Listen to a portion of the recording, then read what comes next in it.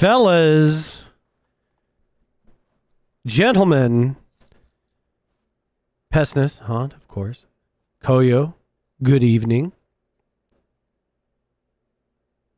My mic is doubling again. That fixed it.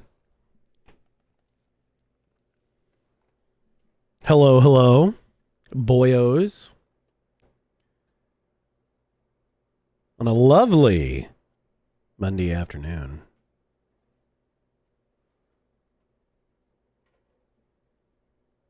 I suppose I apologize for skipping the Saturday stream. I don't know, I just felt like playing hooky. It was really what it was. I don't know. I was out of words to say out loud for a moment. So I just fucking sent it. Which is kind of weird. Like, just in my life, that hasn't been much of a thing. But I think I figured out, like... it wasn't even out of people juice, man. It was just like, okay... I am not going to... I think I figured out my maximum average number of hours per week that I have to, like, or that I can be speaking with people. And, like, my boring guy job is also, like, a speaking with people type job. And I think, like, week before last... I think I had a total of 4.5 hours of being awake and not speaking to someone. So it was like, all right, look. I'm out of words. Shit.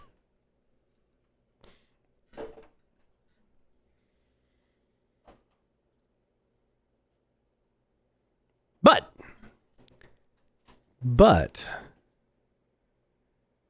we're back, as they say.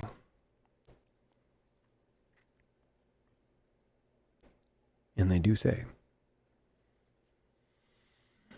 Haunt would be absolutely homicidal if he had to deal with people that much. See, I don't mind. I don't mind. It's just like that's the first time I've just straight up run out of words. Now, okay, so two things. I might have figured out how I want to do, like, React stuff.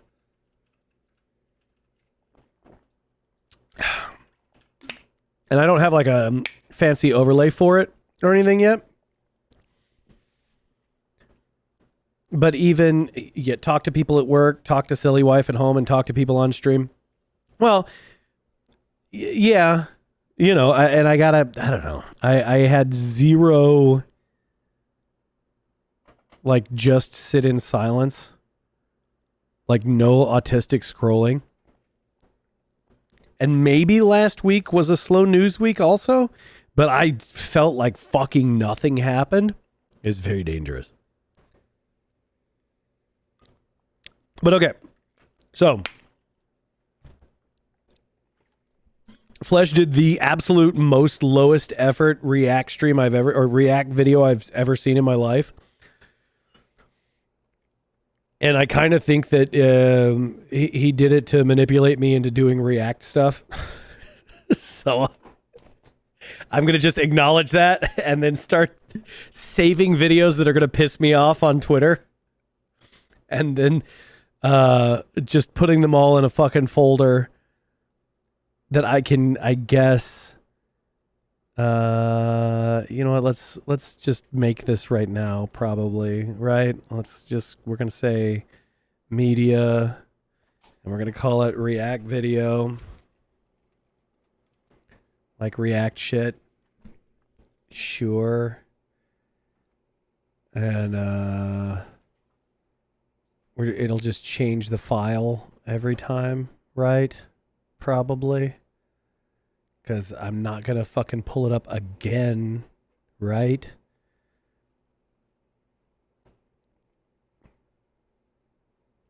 Yeah, let me find this fucking thing.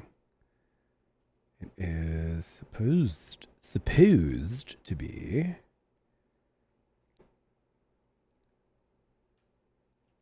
There it is. No items match my search. Why not? Because I hadn't put it there yet.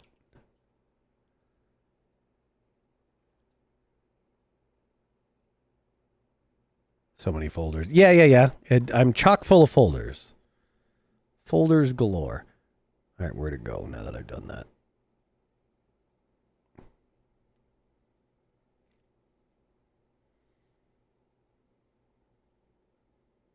Oh, it's not there. What the fuck?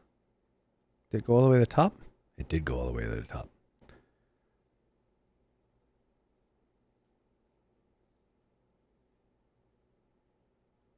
Why is it not visible if it's all the way at the top?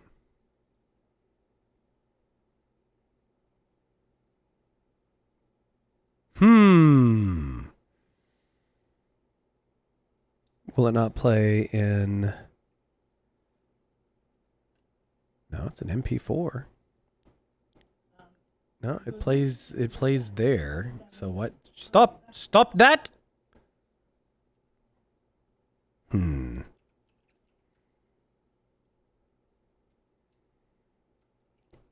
Local file. Close file when active. Yeah. I'll putz with it later, probably. But first... Oh, and then... Did you redeem it? Why did I redeem it? Why? It's a great question, Koyo. Oh, you peaked? No. All right, so... Our Greek friend is fashionably late. Very fashionably.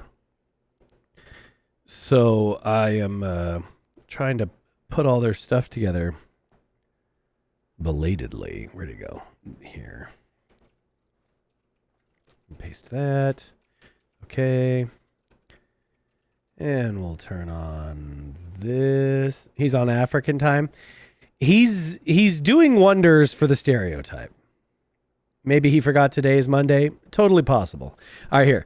Let me get the American.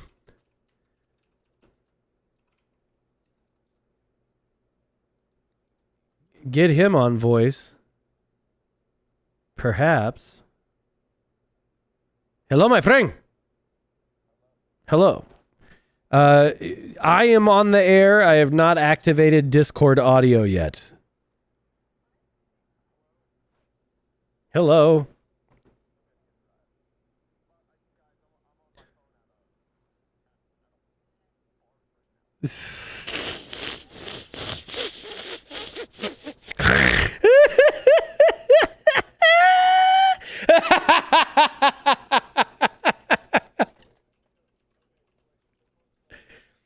You're good. You're good. Okay. Yeah, no, I am live. You're not on the air. Okay. All right, bye. Bye.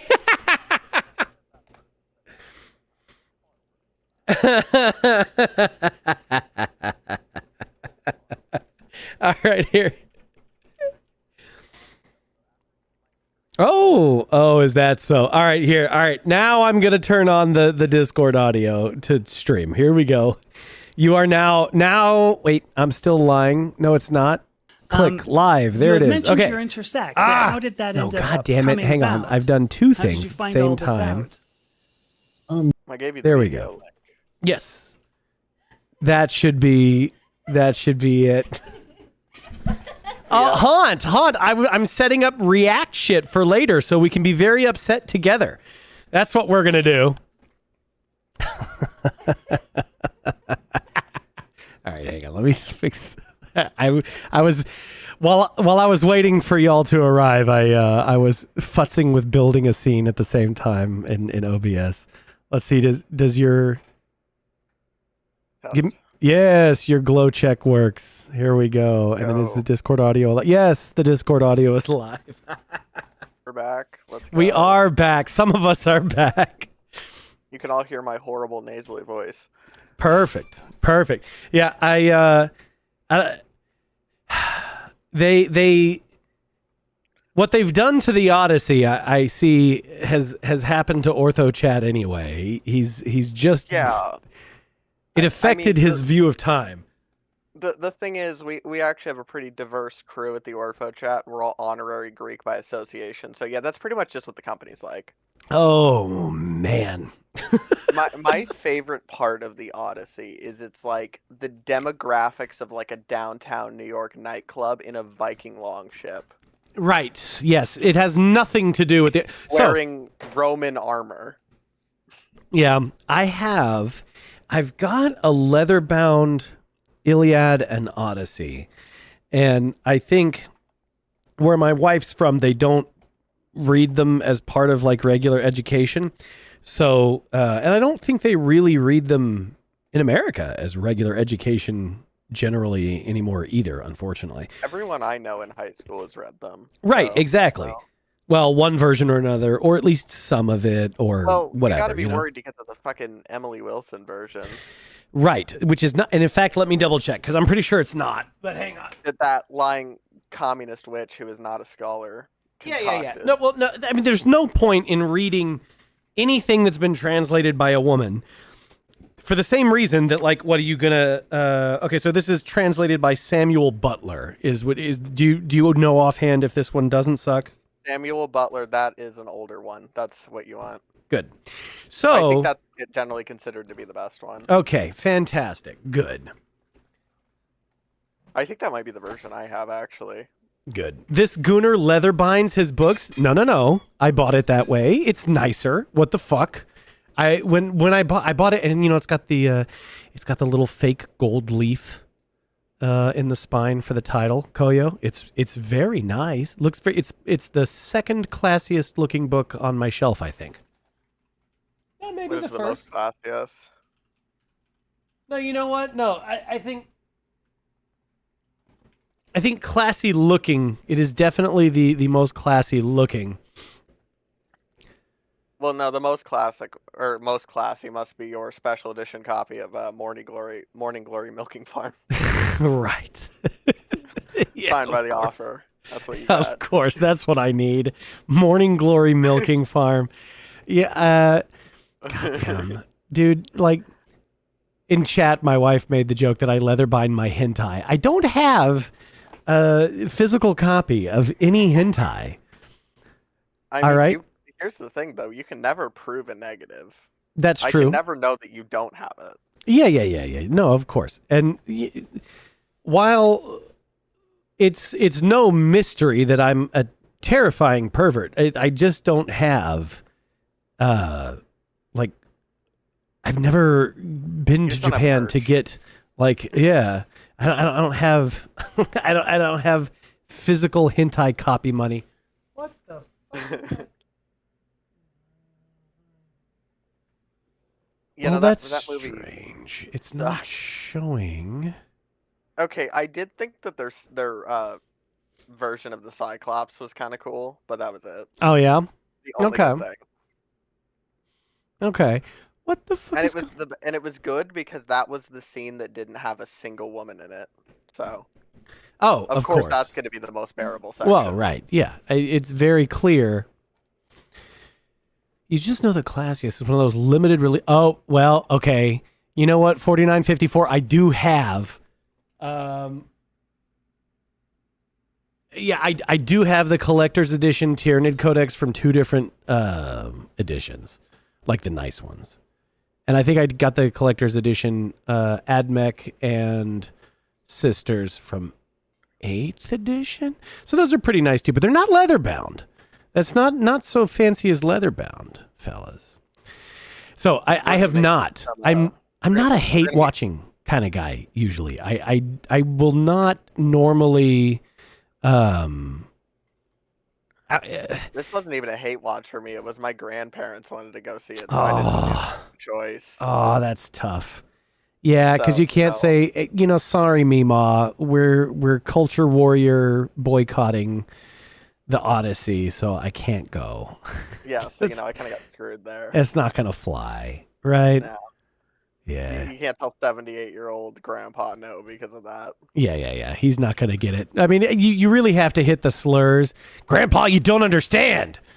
It's all the and they're doing this. It's a mockery. It's not the real one. It's fake. You gotta find slurs from when he was young so that he'll understand. That's true. Well, Things that don't exist anymore. maybe that can be my other leather-bound book that I have on the Codex of slurs for the ages. Exactly.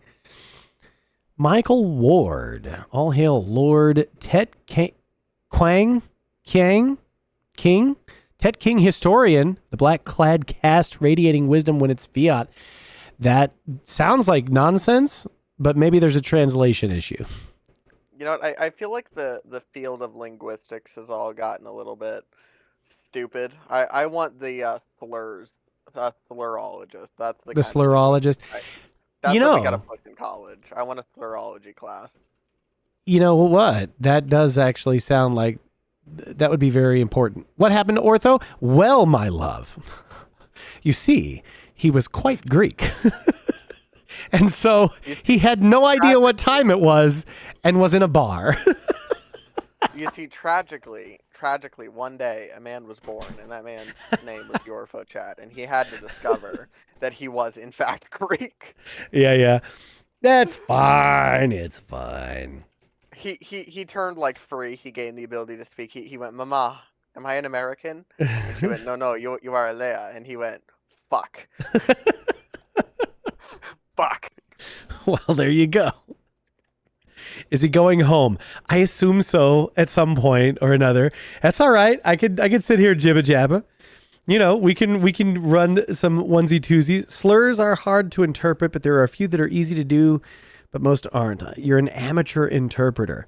I mean, okay. So I'm pretty sure that motherfucker is probably pretty solid, translated across almost every language. Yeah, right? pretty much every culture has the idea of someone who fucks a mother. Yeah, exactly. Pretty easy to understand. It's got to be. It's pretty straightforward. Like, no, there's not a culture out there where you're like, hey, we all know you fucked your mom, and I'm just telling everybody who might have missed it. And then the guy that you say that to is like, hell yeah, I did. That's not what the fuck is generally up with this. You know, it's gonna be mostly frowned upon. I don't see you getting out of the, grass huts stage and making language if you're commonly like cool at that. I was told that the most important Greek word that you gotta know is malaka, Okay. and that's motherfucker. Oh, there you go. So, gets around. Okay. It switches to one whose mother is fucked if you go too Indian. Well, yeah, that's just your mother's a whore.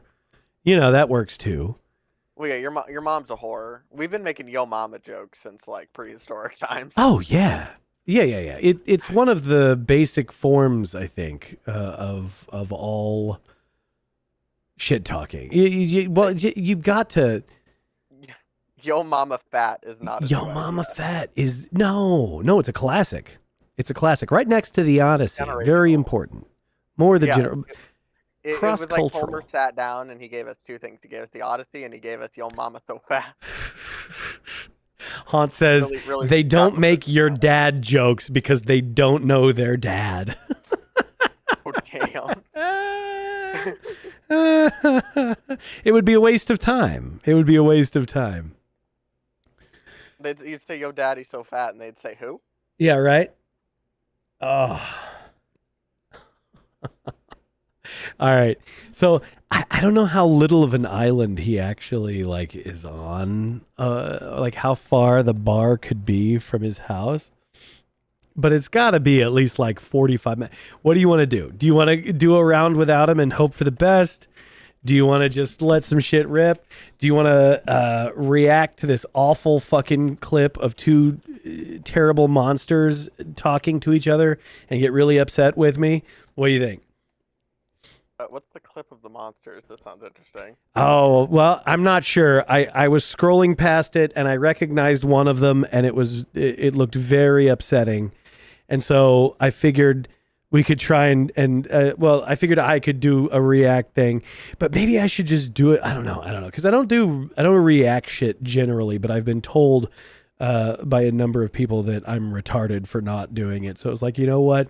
Let me just start. I mean, it's basically just printing money. So. Well, theoretically, but it's also like, goddamn, how do you farm stuff for React? And I realize it's just like, if basically anything that as I scroll by it, my original urge is that I should like scroll faster and like, let me get the fuck away from that. I don't want to look at it. That's probably the stuff I should download to react to. And I don't wanna, but like, okay. But like things got to get done sometime. I guess. Yeah. All right. Here, let's see if this. Let's see if this works at all. By the way, we'll just. You have mentioned your intersects. Oh How no, did that the video about? does not How have did you find all sound. this out? Why? Through medical record. Hang on.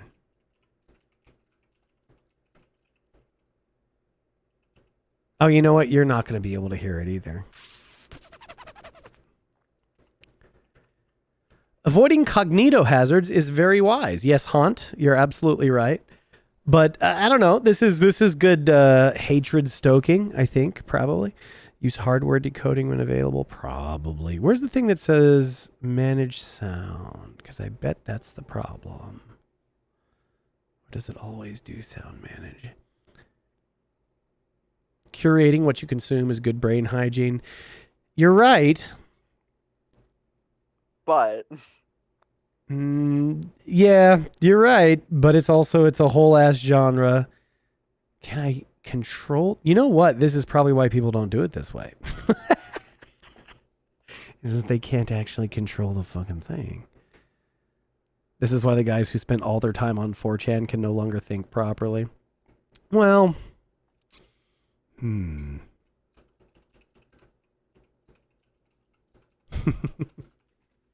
Mr. 4954, yeah. I think we are all Twitter brained enough to know exactly how that's going to go. Well, my love, 4chan, there is a little character. Demons are scholars who haven't heard of the philosophy of relaxation. I don't believe so, sir. that's not quite accurate. Yeah, that's not it. We'll say not today. All right. I'm gonna just delete that thing real quick, and I'm gonna actually have to set up a scene. I was hoping that I could just plug it in as a oh no, wait, no, you know what? Am I triple retarded? If I do this, I can control it right there. There's the pause. There's the pause for it. Okay. Where is the audio? Oh, it's right here. Okay. Here we go. Oh, yeah. You know what? Okay, so here we go. And I need to put this below the avatars. So we'll just keep scrolling. Scroll, boy. It needs to be behind us and underneath chat. There we go. Directly send me the video because there's a delay on the stream. So to it. How do I... Can I start virtual camera and just put it in the call?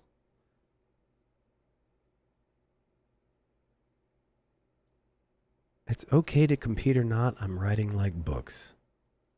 Okay.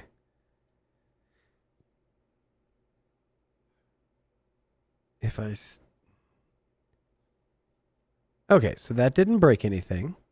Right? Stream still... Yeah, okay. See, I'm still... You have to be patient with me. I'm still learning OBS. Okay, and then... And I guess I'll... God damn it. I think the video is going to be too big for me to throw over there. But if I just do... OBS virtual camera.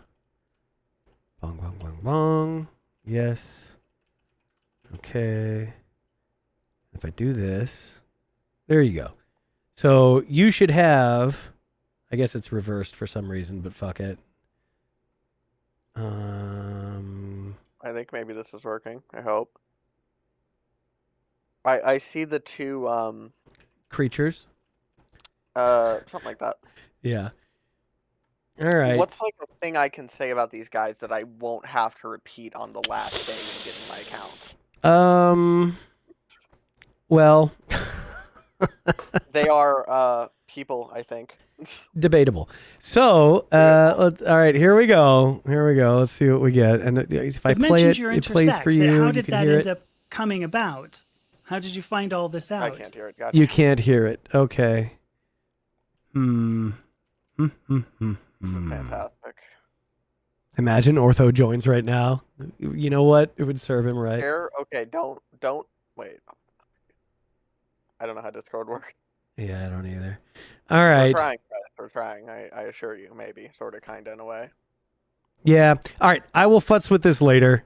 I believe I have reached the limit of figuring out a thing live on stream with somebody else on the Time call quotient. as far as what the time can be done. So instead, let me just... I think we just got to run a game. We're just going to run a game. Audience We're going to go will and we're going to yap.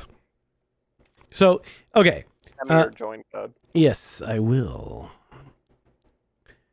Haunt. Haunt was very... See, Haunt's a smart man. He was watching kittens while using the pop-out chat. Smart fella. I don't know. I'll figure it out. I can even just do it as I can just do it as a separate recorded video later, too. I don't even have to do that on stream. I can just fucking slam it. Yeah. Yeah.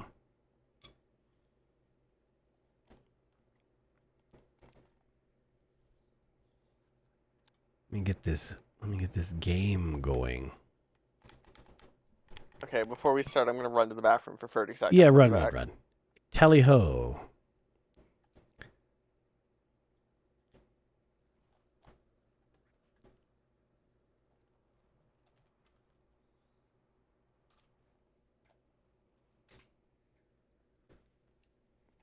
Okay, and so now...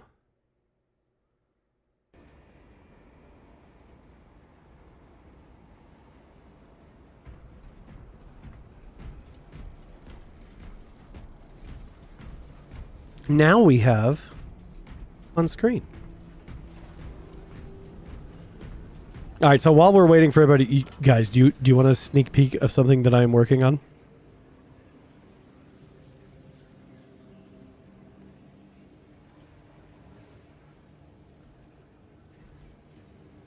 Observe.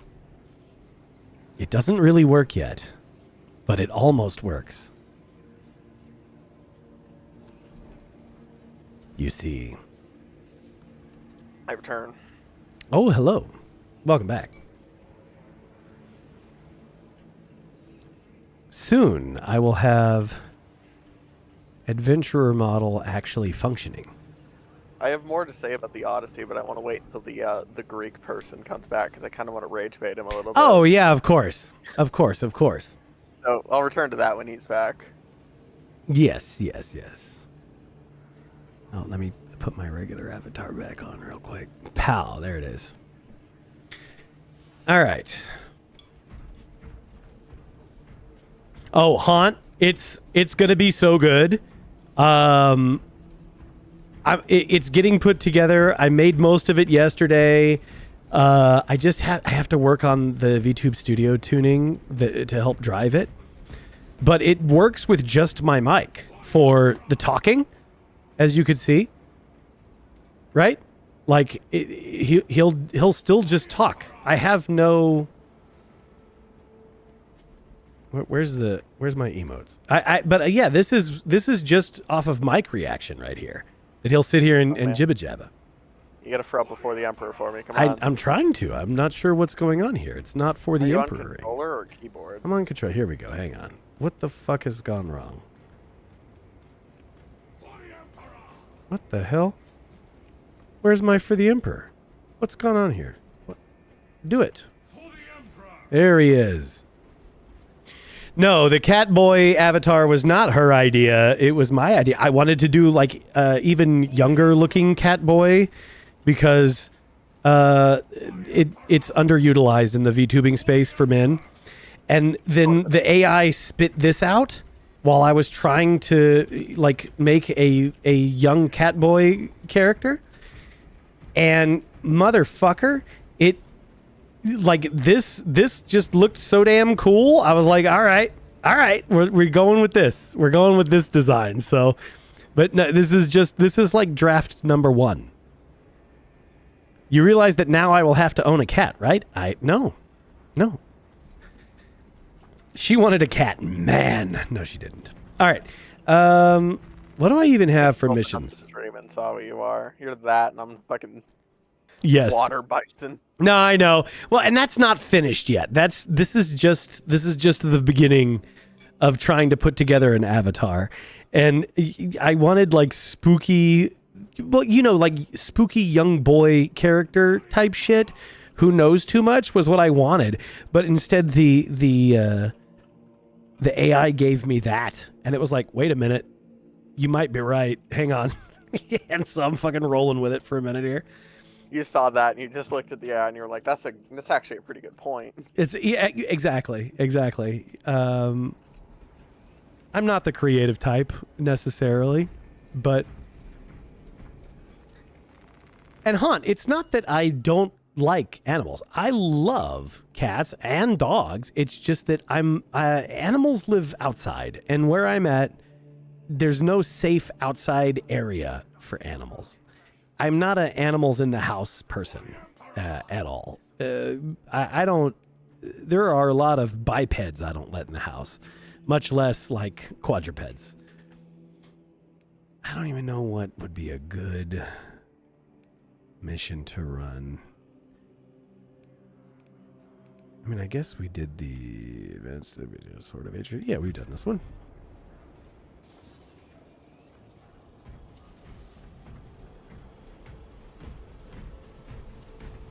And we'll just have a little guest.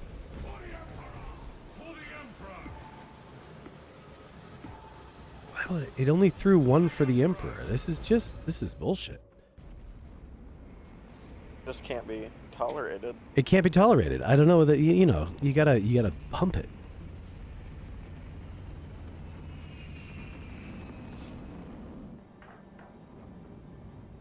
Emperor phobic? I guess he is.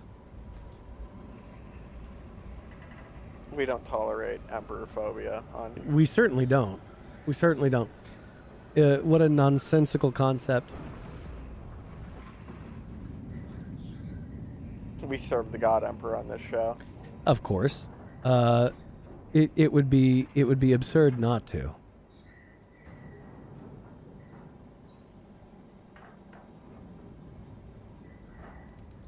Like, what's the point? Revenants melt little ships? Haunt, are you playing Star Citizen right now? What's the Revenant?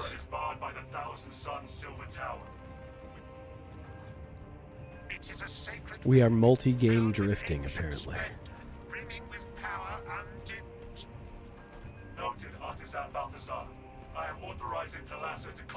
Oh, the Revenant Gatling. Yeah. Good. Ooh, ow. Get up, boy. What the hell?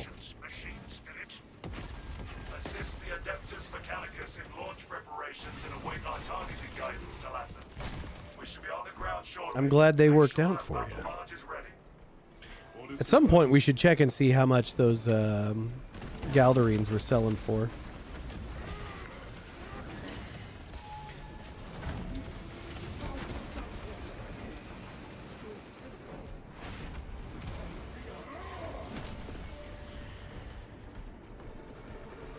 Hit a hammerhead in full revenance and go. Hell yeah. 12k only? Damn. Alright, I thought it was like 10x that. My bad. Say la vie.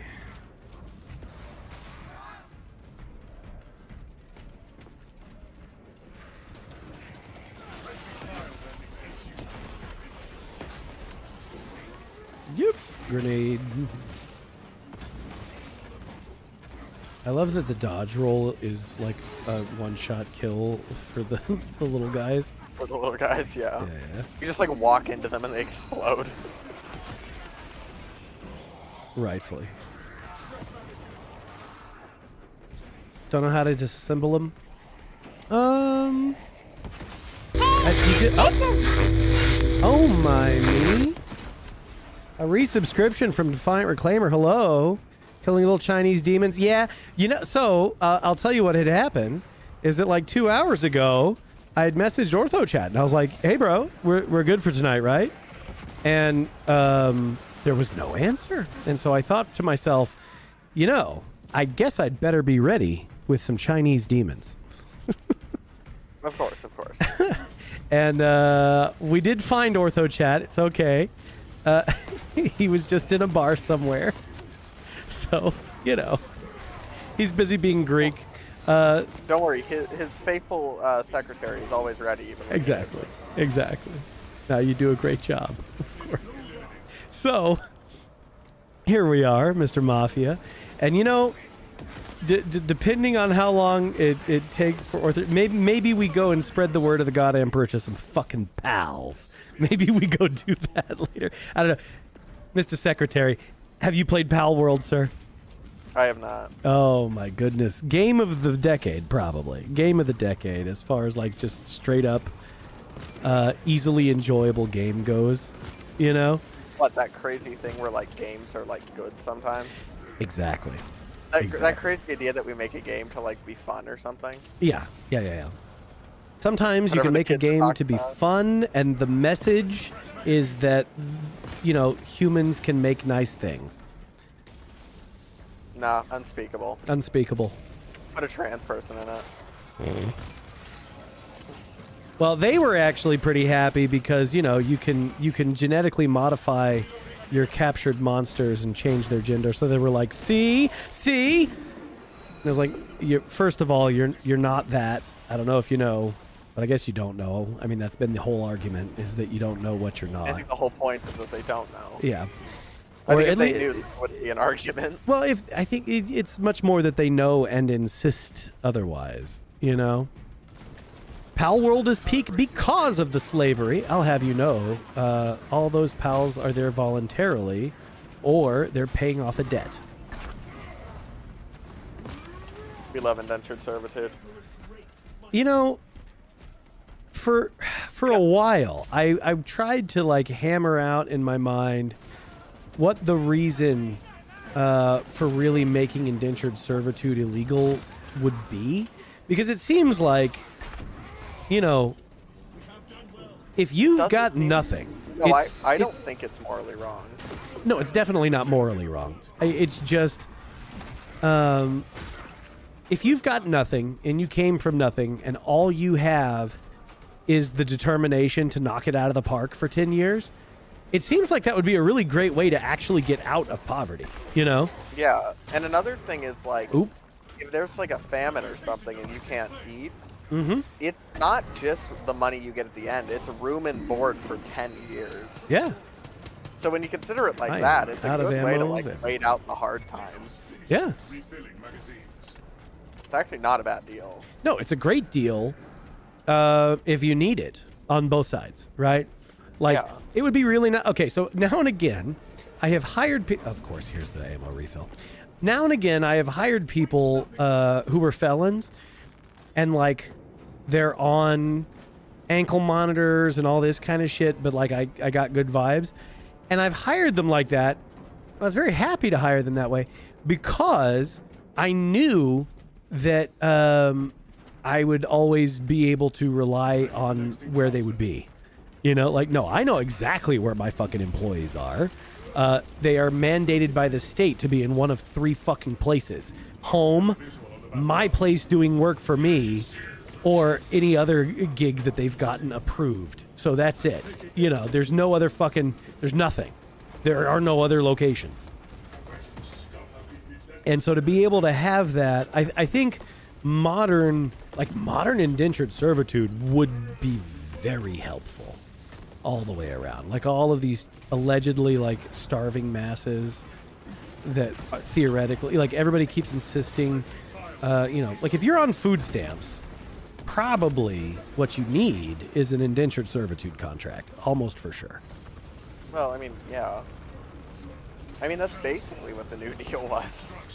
Well, where's that half of the deal? Where's, you know, do we leave out the part where the rest of us get something from it? The New Deal. Patooey.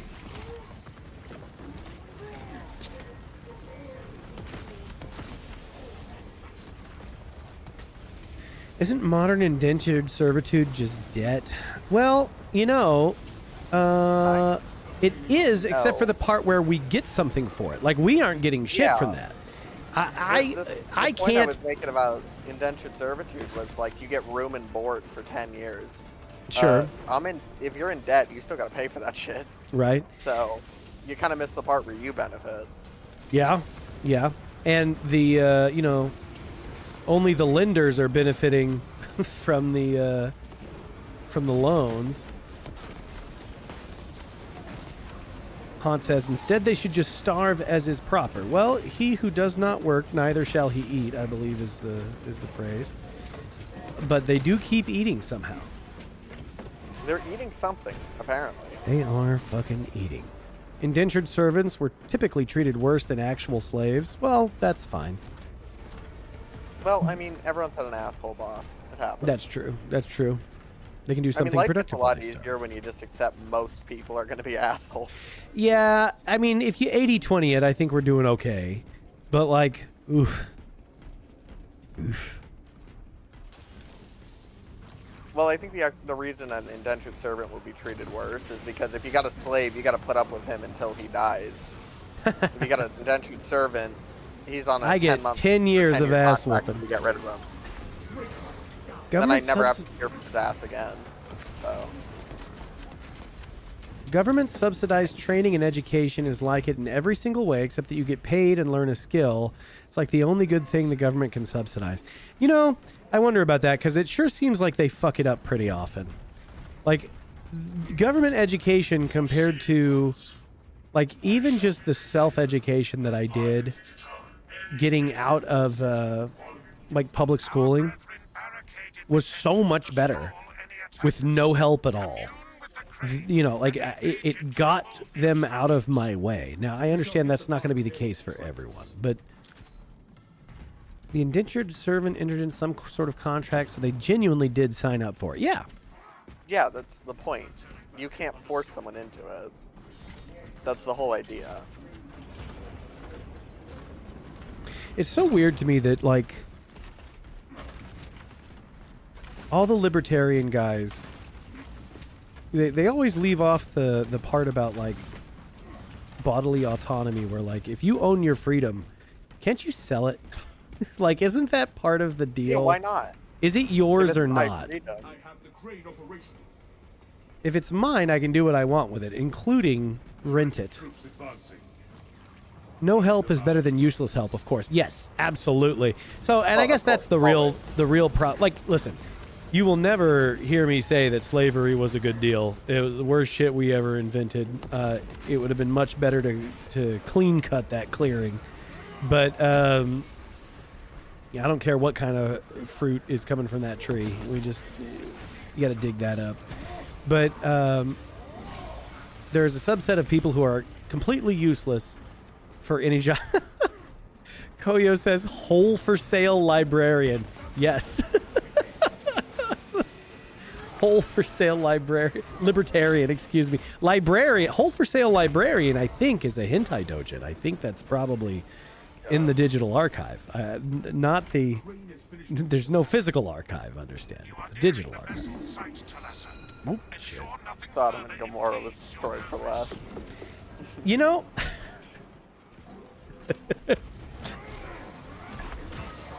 How do I know such a thing, my love? Well, I'm just guessing. I'm just guessing. It seems like the sort of thing that might be. Whole for sale librarian. Put like a legal disclaimer and be like, all porn names said on this show are made on educated guesses, and Any that are said correctly are coincidences. Totally bearing any likeness to, you know, real works of erotic fiction by Japanese authors, even though they're banned from export, blah, blah, blah. Right, yes.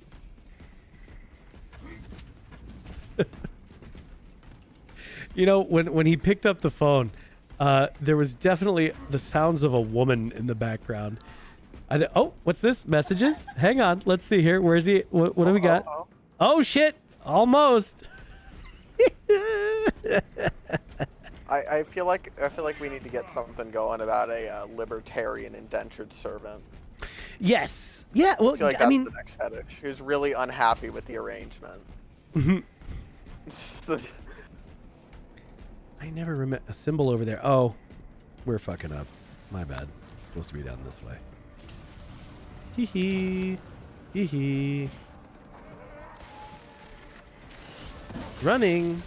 Let's I have go. no idea what our random is doing. in this party. No, he was the one going the right direction. So yeah. I like when you just kick a wall of rocks. And Yeah, then hell yeah. explode. It's like, you know, you're Right, not 800. that. It's like 800 pounds of dude and 600 pounds of armor. Hell You're, yeah. you're just kid. like, Yeah. they're basic. The premise of Warhammer is just like, okay, so what if there was like 5 billion Frank Horrigans? I do not know And I who go kill that the is. alien. You ever played Fallout? No. I played Fallout 4, which I've been informed is not real Fallout. Which is not Fallout. Yeah, okay.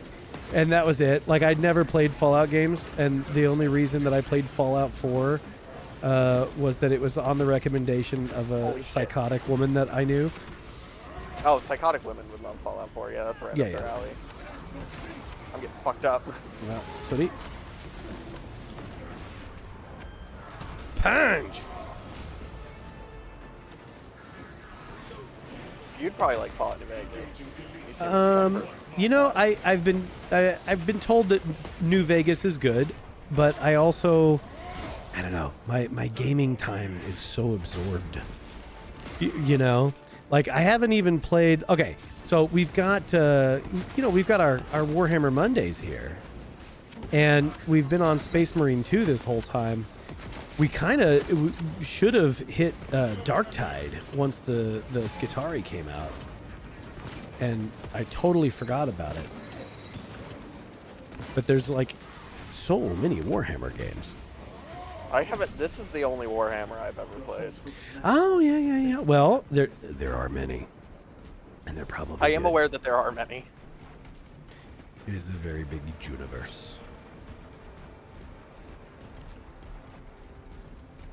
Hunt says there isn't a single Fallout game that has aged well. Without nostalgia, I wouldn't enjoy it at all. I don't know. It's possible. Nostalgia First does a thing, go number on fuck- people. First thing, go fuck yourself. Second thing, Well, I don't actually know, right? Like, I know that I tried to when people said Fallout 4 isn't Fallout, I don't even know like what that means. You know, like what is it Fallout- supposed to be that it okay. wasn't? Fallout has always been like this very open choice driven thing where you can kind of make it what you want it to be. Okay. Fallout 4 stripped down all of the player choice. All right. That's it. It like very simplified it into this sort of basic run-of-the-mill looter shooter that like everything else is turned into. That's what people's problem with it was. Okay. Now, I think Fallout 4 is a good game. It's just not Fallout is the problem. Which is why a lot of normies liked it, is because it is a good Okay. game.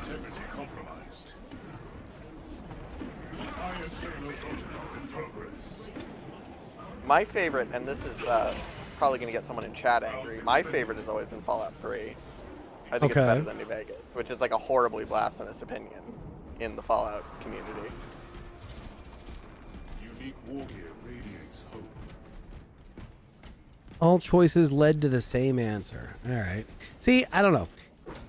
The way that I played Fallout 4 was essentially just like, go make base. Reinforcements. Compound The base building shit was kind of stupid. Yeah, it didn't work very well, but I liked making base, so that's what I did. And, you know, traveling there never really got right. I don't know, I played the fuck out of it for like 3 weeks, and then I was like, okay, I get it. And like, I did not care about the main storyline at all, because I'm a side quest junkie. And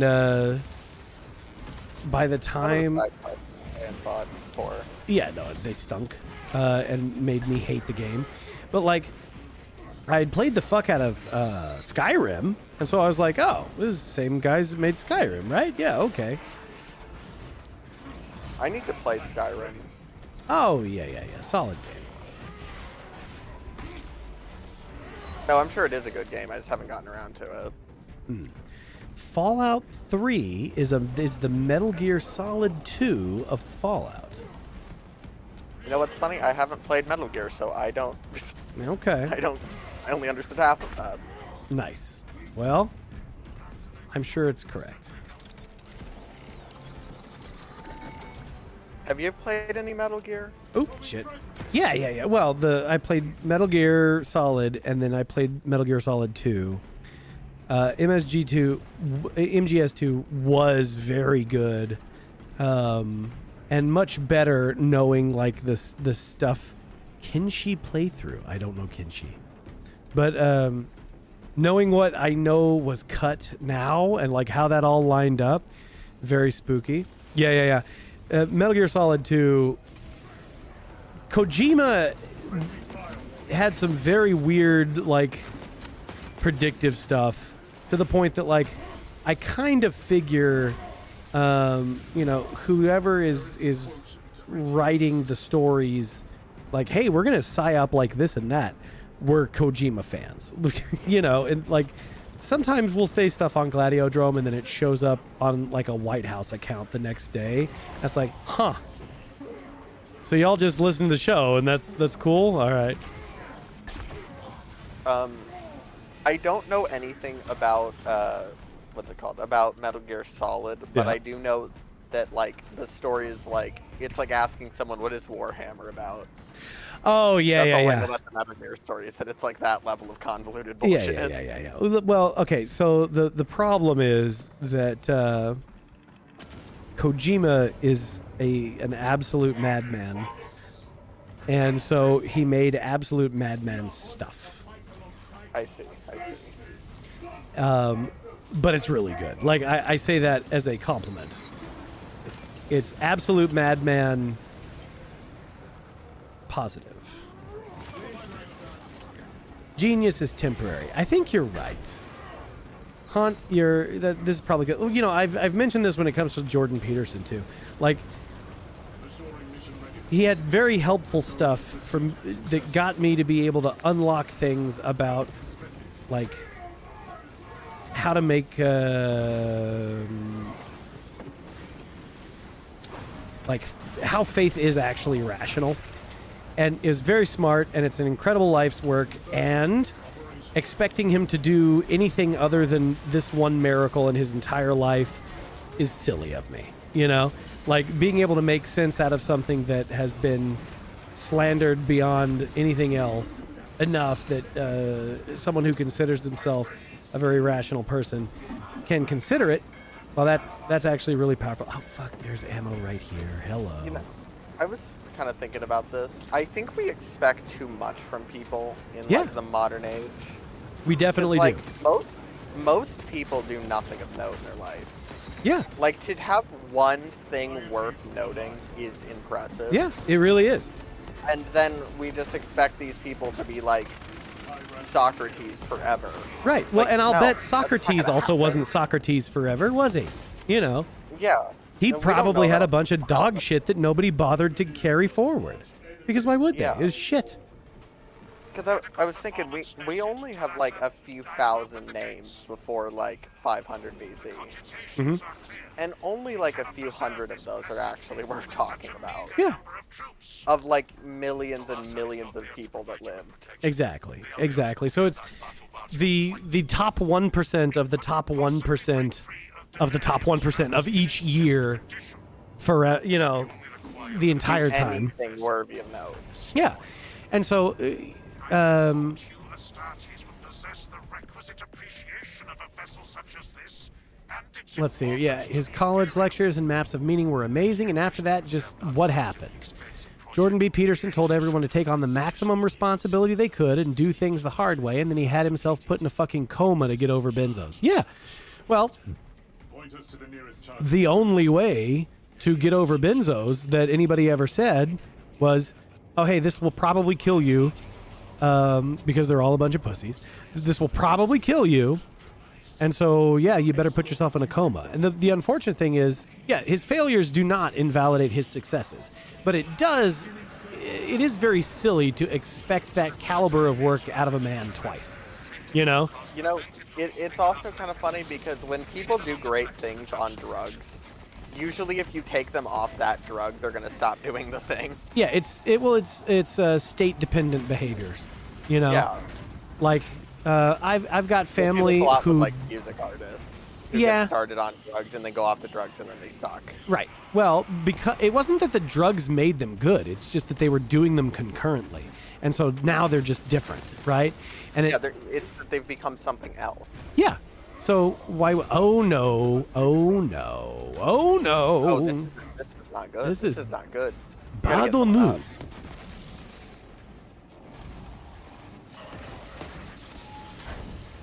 Yeah, we're gonna get our shit rocked here.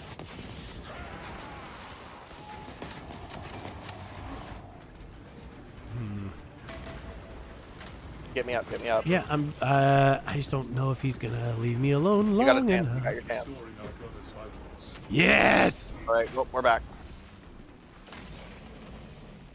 Okay, I thought that was gonna take way longer than it did. Ow! Watch Time to out, run, time to run. Time to boy. run, time to run.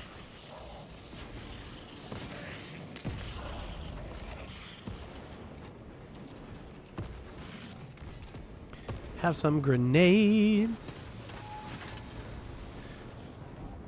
Fuck. Fuck. Be a man. Melee the hell brute. Hell yeah! Here we go. Let's go.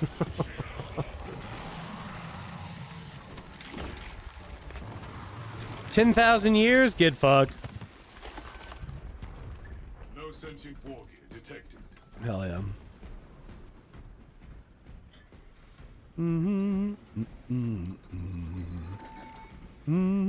Get it on this platform and then I'll turn it. Oh yeah. We appear to have reached the junction station. Oh, let me reload my ammo and I'll just hang out around it and blow up whatever gets near it. You can just keep turning it. Rights of alignment to achieve the desired geometry, assuming they possess the ability to extrapolate accordingly. Alright, go. Spin it again. 2 more spins. Oh, well, maybe not. Okay. Considering this planet theirs, I thought I had to go the other side. All right. I guess it changes. I think we have both, so Oh, I don't think the order really matters. I see.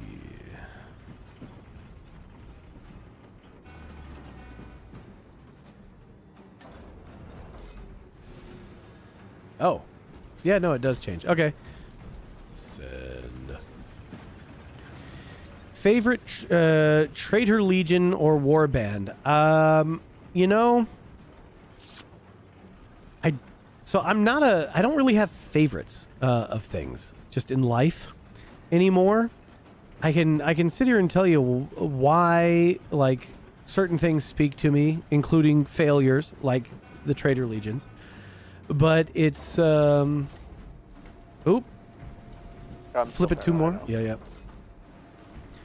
But yeah, Haunt's got the right idea. We do maintain proper hate for all of them. Meanwhile, you know, we could say Heretic scum doesn't deserve to live. We know that. exactly. And the reward for tolerance is treachery and betrayal. But at the same time, it is good to mourn the people who have betrayed you. You know, is essentially what I guess how I think about that. Like the archetypes that they're supposed to be. The idea of like the Thousand Sons, the guys that are fallen to Zinch that are in, in this game. It's still like, it's a bunch of guys who thought they knew better. A bunch of guys who were too smart for their own good. Look what it got them, Are we... do we get a move? Okay. Yeah, I'm we getting up require 2 flips, please. there. Alright, I'm getting up there. Shit. I got things up here fighting me. Oh, alright, well. Yes. Alright, I dealt with it. Alright, you're good. All right, Move well. that shit.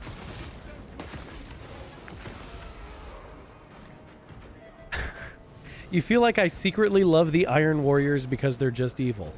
I am actually not terribly sure about... So when I got into the hobby originally, the Iron Warriors had almost no lore at the time. That's the one that's Petarabo, right? Alright, you're good. Nice.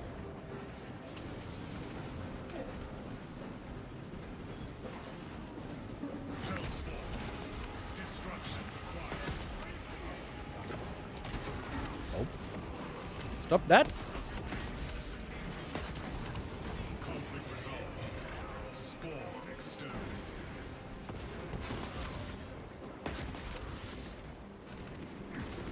See, I don't love stuff because it's evil.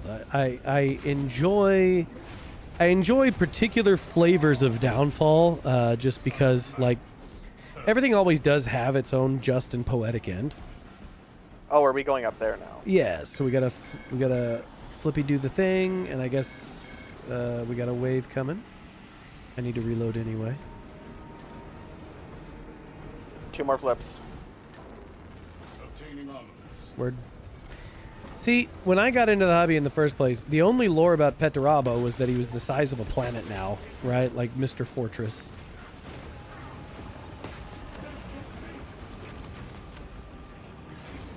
And that was it.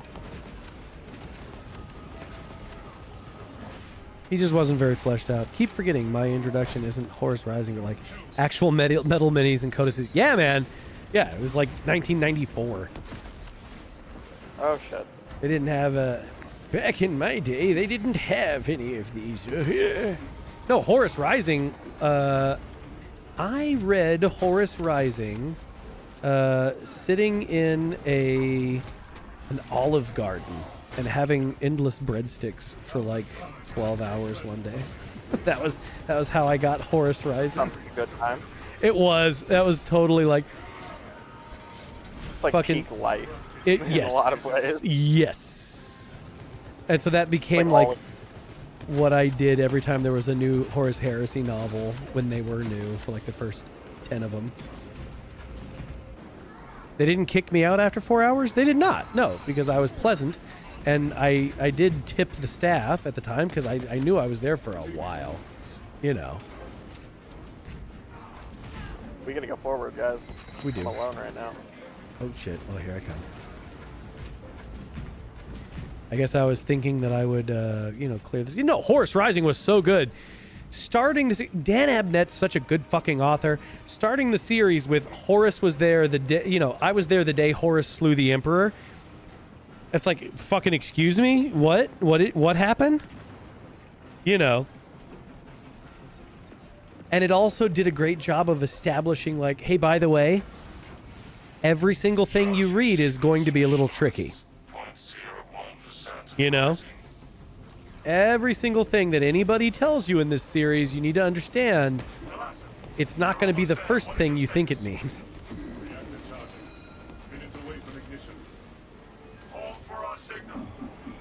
Damn it.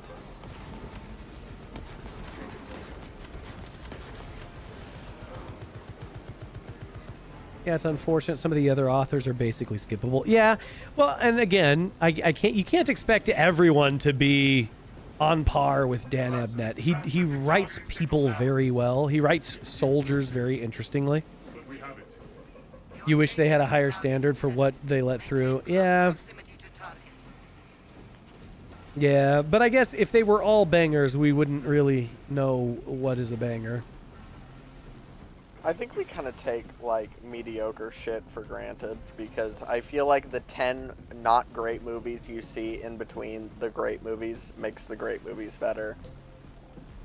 Or just like anything like that. Yeah, you know, if I still went to the movies ever, I might agree with you, but also like,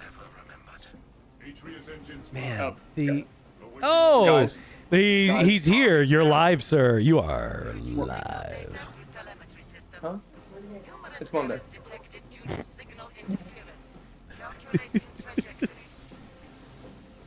You hate Mondays. You're like Garfield. You hate Mondays. It's too bad. Garfield hates Mondays. Garfield does hate Mondays. See, how's that for timing? We wrapped up the mission. Ortho Chat showed up. Here, let me get. You gotta send me your link, sir. Tears to my eyes if I still had them. A heavy sacrifice of such a sacred machine. Let us Boys, give me 5 minutes. You got 5 minutes. Go, go, go.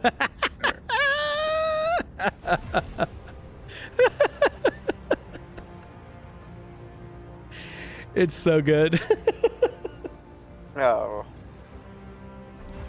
You know, every day I wake up, I clasp my hands, I look up to the heavens, and I say, "Thank you, God, for not making me a stubborn European."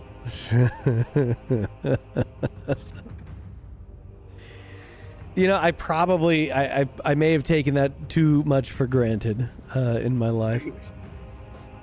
Just think about it. You could have been from the Mediterranean. I could have been. I understand the weather there is very balmy. I'm not even completely sure what balmy means. Yeah, I have no fucking clue. I Yeah, don't think that's see? a word. It's like one of those words that like is a word but isn't a word.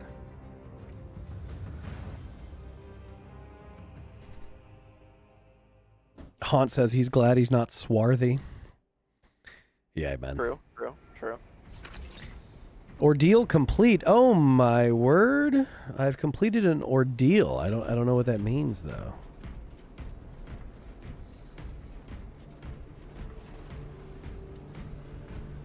Well, we must now say goodbye to Call Me Daddy O, pound Yeah. symbol 403. It's time to go, Daddy-o. He fought well. Did he? Not really. He kind of lagged behind. That's okay. That's okay. Oh, I suppose I need to... I guess I need to raise this. Fine.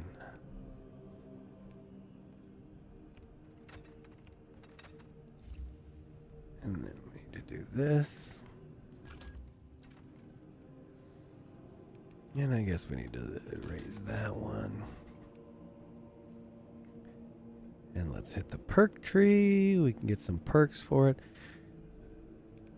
Effective range, adamant restoration. Here, you come back here when you complete an ordeal.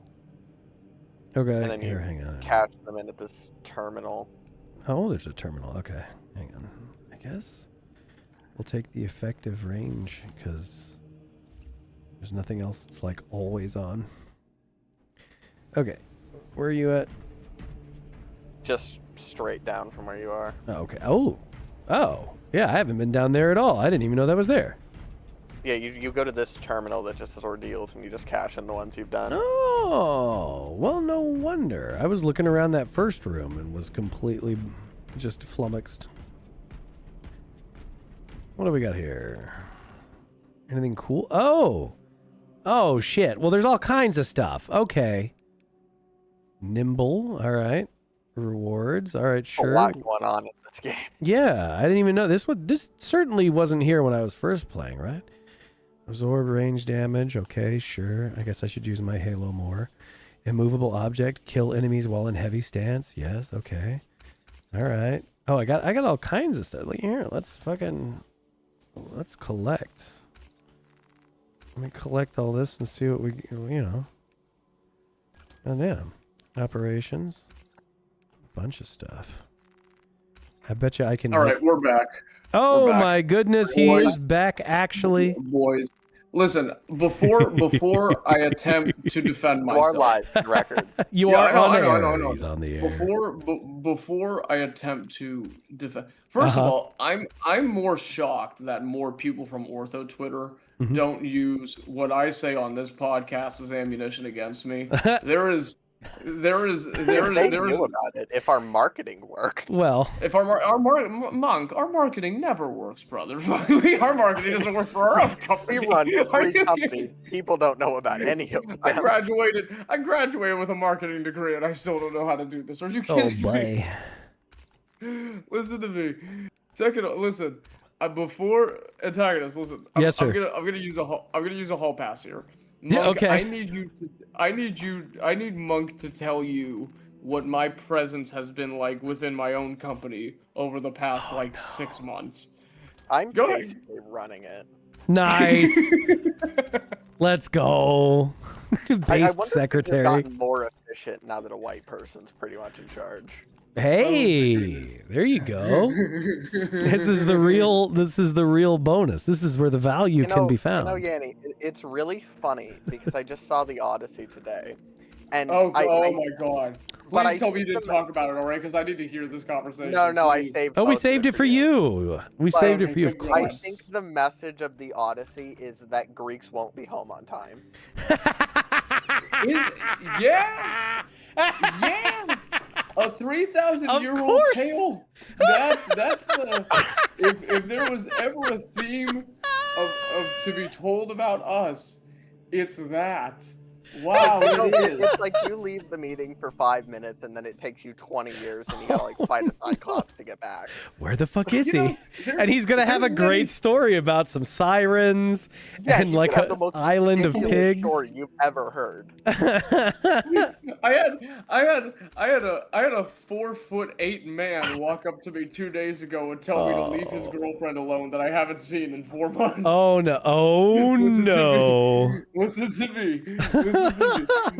We hear you, brother. The thing about my culture is that I think my culture is surmised that we have a very interesting IQ distribution amongst our own people. Like, Yeah?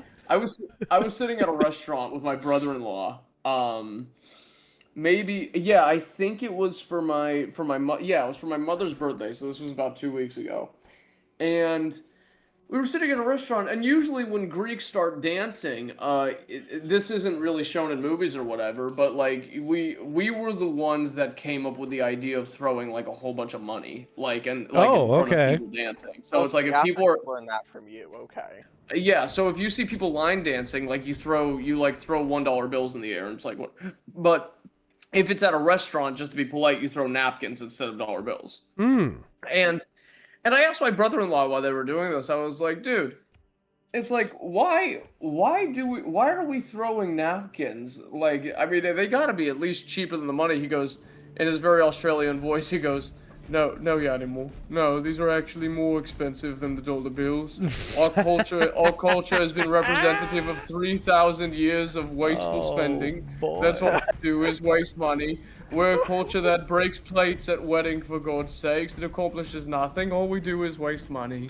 And I said, oh, okay, yeah. Spend. I was the money. The money is spent. It's not necessarily we- wasted, surely. Yanni, can Hey, we go ahead, Mom. can we think about what the Odyssey is? So it's basically this guy leaves his wife and kid to do the Greek national pastime, which is killing people in Anatolia. Yeah, So killing then- people in Anatolia and/or bridge painting in the United States. Yeah. So then he goes there and he wins the war through like treacherous deceit. Yeah. Of course. And then it takes him 20 years to get home because he's a Greek. Because he decides to take the scenic route and smell the flowers, which he then The starts multi-decade, the Greeks also multi-decade-long scenic route. because you know what the And of course, problem is. I'm not done. Listen, I'm not done. And then, of course, in the Greek fashion, he gets cursed for everything except the things he does wrong. And then when he gets home, a woman is left unattended for 5 minutes, and 50 suitors swarm her house. Yes, of course. bro, listen.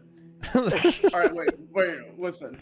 First of all, wait, what's the join code? Because I gotta. It's in the chat. It's in the chat above you. It's not working anymore. Give me one more. Oh my goodness. All right, hang on. I didn't know Listen, it would do that. the thing you gotta understand about Greeks is that everybody knows us for the things that don't matter, like democracy, the Justinian Codex, Do they know that? architecture. I wonder if What, just- I wonder who actually does know the Justinian Codex. What is? Tell us, please, about the Justinian Codex. So, the Justinian. Listen, Us people that went to college know what the Justinian Codex is. listen. Wait. 64. 1 second. I gotta remember this. Oh my goodness! Says it out loud. This fucking guy. No, there's only 3 people on it. So anyway, listen. The thing. Yeah. So Justinian was greater than Constantine in a lot of ways.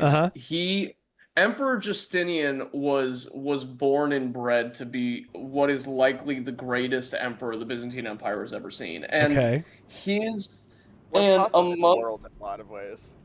Possibly the world. I mean, like there is like a lot of people historically. There's only so much you can blame him for, because like a lot of modern historians, as far as Emperor Justinian is concerned. Wait, can somebody make me the party leader real quick, or you guys? We can do whatever you want. I don't care. Not here. But well, I can do that. 1 second. Which one is that? Justinian, on a historical level, was pivotal in being the one that was trying to reunite the Roman Empire through the Ostrogoths in the West. He was the one that after the barbarians took over the western part of the Roman Empire, sent his generals and kind of maneuvered around the area to try to restore the glory of the empire. And he did to a certain point. The problem with him was that it wasn't necessarily a problem because it wasn't something that you could see coming. During his time, there was a massive plague that wiped through the Byzantine Empire, the Justinian plagues.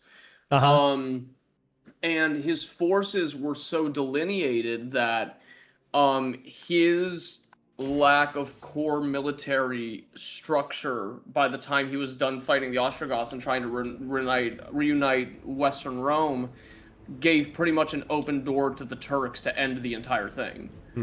But anyway, the Justinian Codex is what the... Monk, am I correct in saying even the British legal code is based off of the Justinian Codex? Well, it's based off of Roman law, and we only know Roman law through what Justinian codifies. Okay. Yeah, so basically the entirety of Western legal structure was established by Saint Justinian. Okay. So it's his fucking fault, is what you're telling me. Yeah. Well, yes, a lot of what we see now, but keep in mind, it was his codifying of previous Roman law. Yeah, and keep in mind, like having applications of what he did from a theocratic empire applied to a democratic democracy to apply to a democratic republic obviously didn't translate too well. So you see, like Justinian's government kind of operates under the context that the government believes in God. Yeah, we haven't done that in a while. Yeah, I can see how that would cause a problem in the modern age. We haven't done that in a while. Yeah, we haven't had that in a while. But yeah, no. Okay, so wait. Tell me about the Odyssey. What are we? So it's basically like we take the racial demographics of like a New York nightclub at 3 a.m. Put them in Roman armor and then have them sail around in a Viking longship. Yeah, there's no... there's just no reason. Ship, I swear to God, you think I'm joking. No, didn't it have like a dragon... So now my ancestors... The dragon bow? Yeah. They wanted to make sure that everyone can be upset. Yeah, somehow they pissed off every race, which is kind of impressive. Yeah. Well, no, I bet they... I can think of some that probably are pretty happy with it. I can think of at least two. Two races that are going to be very happy with it. My favorite scene was when Odysseus looked at Penelope and said, "The sea people are here. Our age of bronze is collapsing." Please don't tell me that was said. Please tell me. I thought it was a Twitter joke. It is not a Twitter joke. Yeah, I've been told. Wait, no. Stop it. Don't tell me they actually said that in the movie. They did say They that. actually said that. Wait, what? And then he says the story of Troy will only be sung. And then Penelope says, why will it only be sung? And he says, because songs will be all they have to remember us who could write. Wait, what? This shit is What does that ass. mean? What does that mean? It means Well, it means it's true dog that shit, Greece- sir. They're It's doing true their that absolute Greece- best to destroy a story that's what 3,000 years old. That's the job. 3,400 about. Okay, yeah, that's Bro. the job. Bro. The job is to wreck it. Well, it's like, To it's obscure true it. that Greece became illiterate not long after the Trojan War happened. But I don't think the people in the moment were aware of that. This is such a disaster. It makes me want to reframe everything Nolan has ever done. Like that's. No, wait, I'm not done. Okay. And then they get to the point where they arrive at the witch, what's her name, who turns you into animals when you eat her food. And she freaks out, and they say, we're not the sea people. Because they keep talking about the sea people. Okay. Which is egregious at a historical level. But anyways. Yeah, I know. We're not the sea people. And the African man, like, grabs her and says, no, we're Greeks. The word Greek said one time, and it is by an African referring to himself as a Greek. Yeah. Uh-huh. Yeah. Yeah, okay. No, they did everything they Right. can, as always, to just destroy. Okay, Howling Mutant had responded to something on Twitter earlier today. Somebody had said like, Oh, you my know, moot. That's my moot. oh yeah, the I love my moot. God damn it, that conservatives angry that there's no conservative art. Somebody makes the most conservative piece of art in the last however many years. Conservatives are angry that there's art in it, and it made me so angry because it was an immediate reminder that the only thing that they believe is art, the enemy can believe is art, is the destruction of what is good, and so when they say there's art in it, what they mean is that there's subversion. They mean it's been, something that's real has been chopped up and mixed up somehow. That is what they genuinely believe art is. Yeah. And so discovering this, what somebody means instead of what they say, very useful, very important. Yeah. I mean, like it's funny, like the satanic panic of the 70s was actually right about pretty much everything. Yeah, it it's- was absolutely justifiable. I owe the so many old ladies an apology for Since the being upset about international rock culture was established, subversion and art are interchangeable terms. Yeah. Oop. There Shit. is no art other than to contradict what came before. Yeah. For the sake of contradicting it. Exactly. Well, and not God damn it. Like the idea of counterculture, I would argue, is demonic. Yeah, of course. I agree. It's like, well, I mean, that's like this is kind of like my little speech on the spirit of rebellion, right? Like, but it's something that exists in perpetuity. It's something that needs to be understood about it, Well, right? it always will exist. It's like you understand the subversive anti-god, anti-order, anti-monarchism, whatever variation it takes, as something that cannot exist without its own antithesis. Like, Well, of course. This is why I was reading an interesting thing about why does communism never abolish the state? And it's because the moment the revolution succeeds, it becomes the thing that needs to be rebelled against. yeah. Because the revolution can never end. Right. No, the point is revolution. Is The- the revolution. Yeah.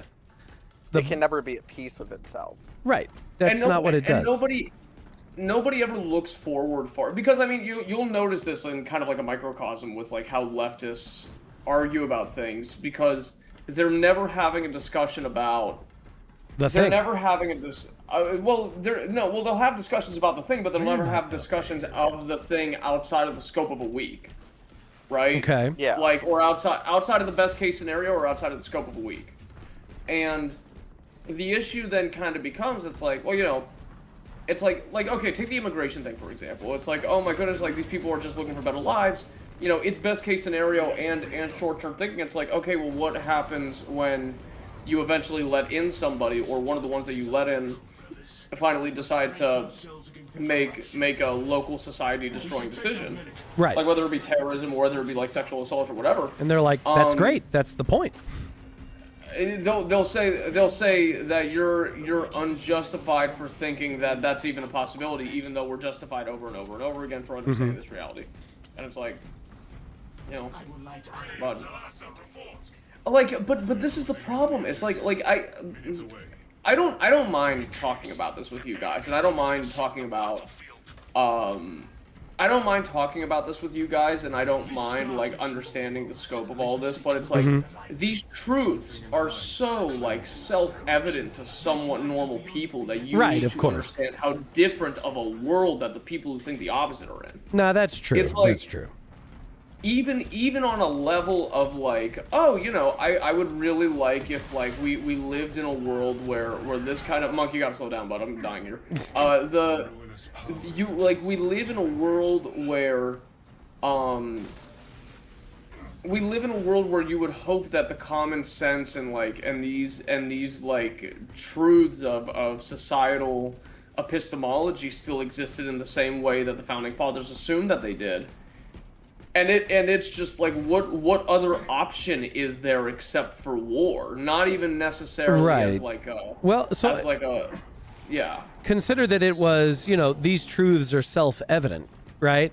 They were, and they are. It's just that we're surrounded by liars. That's all. All of these people who are constantly insisting on rebelling are doing so dishonestly. They don't believe any of these things. Not for an instant. Yeah, that's my huge gripe, and it's like, I mean, like, I don't know what the goal of a lot of people. See, that is something interesting to me. It's like, what is the goal of the life of a lot of Americans, like that exists inside of the world as we know it? It's like, because I don't even think a lot of them have an answer. Like, they're just They don't know. Well, so that's just it. Like, there's a people talk about like, well, what's the what's your purpose in life, right? Oh, what's my calling? Oh, I have to find what I'm here for. Meanwhile, we have instructions on what you're here for. It's not a mystery. It's just that you read the instructions and then you went, nuh-uh. So now, of course, you feel lost. Follow me, buddy. What? Well, here, Follow me, I'm come trying over. to... There we go. Yeah, come over here. Okay, this way, mi amigo. But yeah, the issue, as far as I'm concerned, comes down to this. Wait, Servo Skull. Hold on, wait. I'm losing my mind here trying to find this. Yeah. Skull. Oh, wait. Is it? Come on, Servo Skull. Here he is, the baby. Come here, little skull. I think the Odyssey, I think this has to be the worst thing that's happened to Greeks since Big Fat Greek Wedding. Big Fat Greek Wedding was like hell. Big Fat Greek Wedding was like hell. Honestly, no, Big Fat Greek Wedding was worse. That was worse. Because nobody's looking at this. I don't know. That is an interesting question. And listen, again, like, I really do love being Greek, but, like, I don't care about it, like, I don't care about it so much that, like, I need everybody to fondle my existence as, like, as like a Hellenic. But like, I don't think Greeks exist in the Western epistemology except for, like, either historical relics or, like, slightly sweatier Italians. Yes, that's very accurate. Like, as like, that's the gist. Greeks have been, like, honestly, in the West, Greeks are understood like Egyptians. It's like, well, you know, they're important, and we do things. From a time, like, a relic of like, history. Yeah, a relic of history is the right word. Real. Yeah. They're in a story. They were. They're in the Bible. Right. Kind of understand that. Yeah, Well, but it's people not. agree You with couldn't go meet one, and the ones that you would go meet, they certainly aren't the same thing as that thing, right? Yeah, that is something interesting that's also penetrated the Western like the Western thought of like, well, the Greeks now are not the same Greeks that they used to be. I mean, like I'm fully convinced that we are, not even Well, as like a yeah, like you should they're- be. The Whoops. only thing that I've tried to see, like, deny this is, like, like, literally, like, propaganda coming out of the Turkish government to try to justify war crimes. Okay. That is the only, those are the only people that take the argumentation that the Greeks of back then and now are of some different genetic lineage. Okay. But it's like, yeah, like, but even so, like, regardless of that, a lot of Turks, well, I mean, a lot of Americans won't look at a Greek and say, this is truly a Greek, like, in the same way that the Greeks of the past were Greeks, which I find, like, very odd. Well, it is weird because you are like some of the most stationary people in history. Yeah, I mean, I guess they have You been. don't go Well, fucking anywhere. Oh, this is a massive enemy wave. This is Yes. that's the designator for this. Oh, good lord. There's a lot going. I respawn in 1, and I'm back. We're back.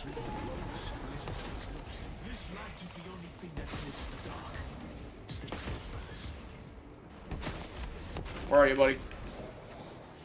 Hiding behind antagonist. Nice. Are we supposed to? What are we doing here? I'm not sure. Well, I guess we're going down now. Here we go. Guess we're going down. Here we go. Oh man, but yeah, no, it's not that I think Americans really have any obligation to think about us. See that's like I mean, most think of us never meet you. Yeah. yeah. There's like a thing that's very leftist coded that I don't appreciate that my people have kind of inherited, like this like this entitlement complex of like, oh well, don't you know that this word is Greek and this food is Greek and that building type is Greek and that listen, I think we came up with a lot of this maybe organically, but like one way or another, it's like, you know, you gotta let people have their own sense of pride. Like I don't think the Egyptians were sitting there saying, oh, well, don't you know, you filthy chud, that this was Mesopotamian and this was Babylonian and this Oh, I was bet they do. I've Well, never spoken Egyptians to. back at Well, that- that's not I true. mean, like at the time they existed, is what I'm saying. Which is I funny bet they because they would've. still exist. It's just no one cares about them. Right. Well, Yeah. you know, and that's another thing. Like, I would not imagine going to Egypt right now is anything like visiting Egypt properly, the way that I understand what Egypt is. You know, that Yeah. just doesn't seem No, like the absolutely same not. sort of thing. And not just Well- because of like the geopolitics, but I mean even like culturally, right? Like it couldn't be. It's Well, I mean, you gotta understand. modern Egypt is funny to me because in the north, it's people who are technically descendant of them who are practically Arabs, and then to the south, it's people descended of them who are practically Greek. Yeah, because half, Like, of neither of them half of Egyptian genetics are all Greek. They're because Well, it would have wait, to be now, yeah. I mean, But none Oh of no them no no! adapt I mean as- like No, from they were. like probably a more ancient kind of Greek than a lot of my family the Egyptians are, because the thing to understand about Egypt is that like by the time Monk, correct me if I'm wrong on this, by the time the Ptolemy dynasty came along, the families, the royal families that built the pyramids were thousands of years gone, right? oh, yeah, it had to they- been. Yeah. Cleopatra was Yeah. closer to us than they were to the pyramids. So like the Egypt of like right before and recently the time of Christ were all like Greek speaking, Greek as Greek can get for. I mean, Monk, how long did the Ptolemy No. dynasty last? What was it, 1,200 years? How long did what? The Ptolemy Ptolemy dynasty? About 300. That was it. Yeah, because they were founded by the Ptolemy, and then they were destroyed by the Romans. Yeah. Yeah. So Okay. immediately after Alexander's empire fractures up to what's it called? The Romans take the field. Yeah. Right about the birth of Christ. Okay. Coincidentally. Yeah. Yeah. Well, Monk, you should tell him about the funniest thing I ever said. Oh, God. well, What was the funniest? Go ahead. Do you remember what was the funniest thing I Okay, ever so we were said? talking about Carthage, and I said, yeah, Hannibal, and then he went, oh yeah, that's up by Romania. See, this is a geography joke, so I don't get it. I only know the geography of places I'm blowing up. Carthage is in Africa. Yeah, Romania is that's in like Western what is Europe. now Tunisia. Yes. Romania, that was barbarian land in Europe at the time. Oh wait, get off the thing, get off the thing, get off the thing, get off the thing, get off the thing.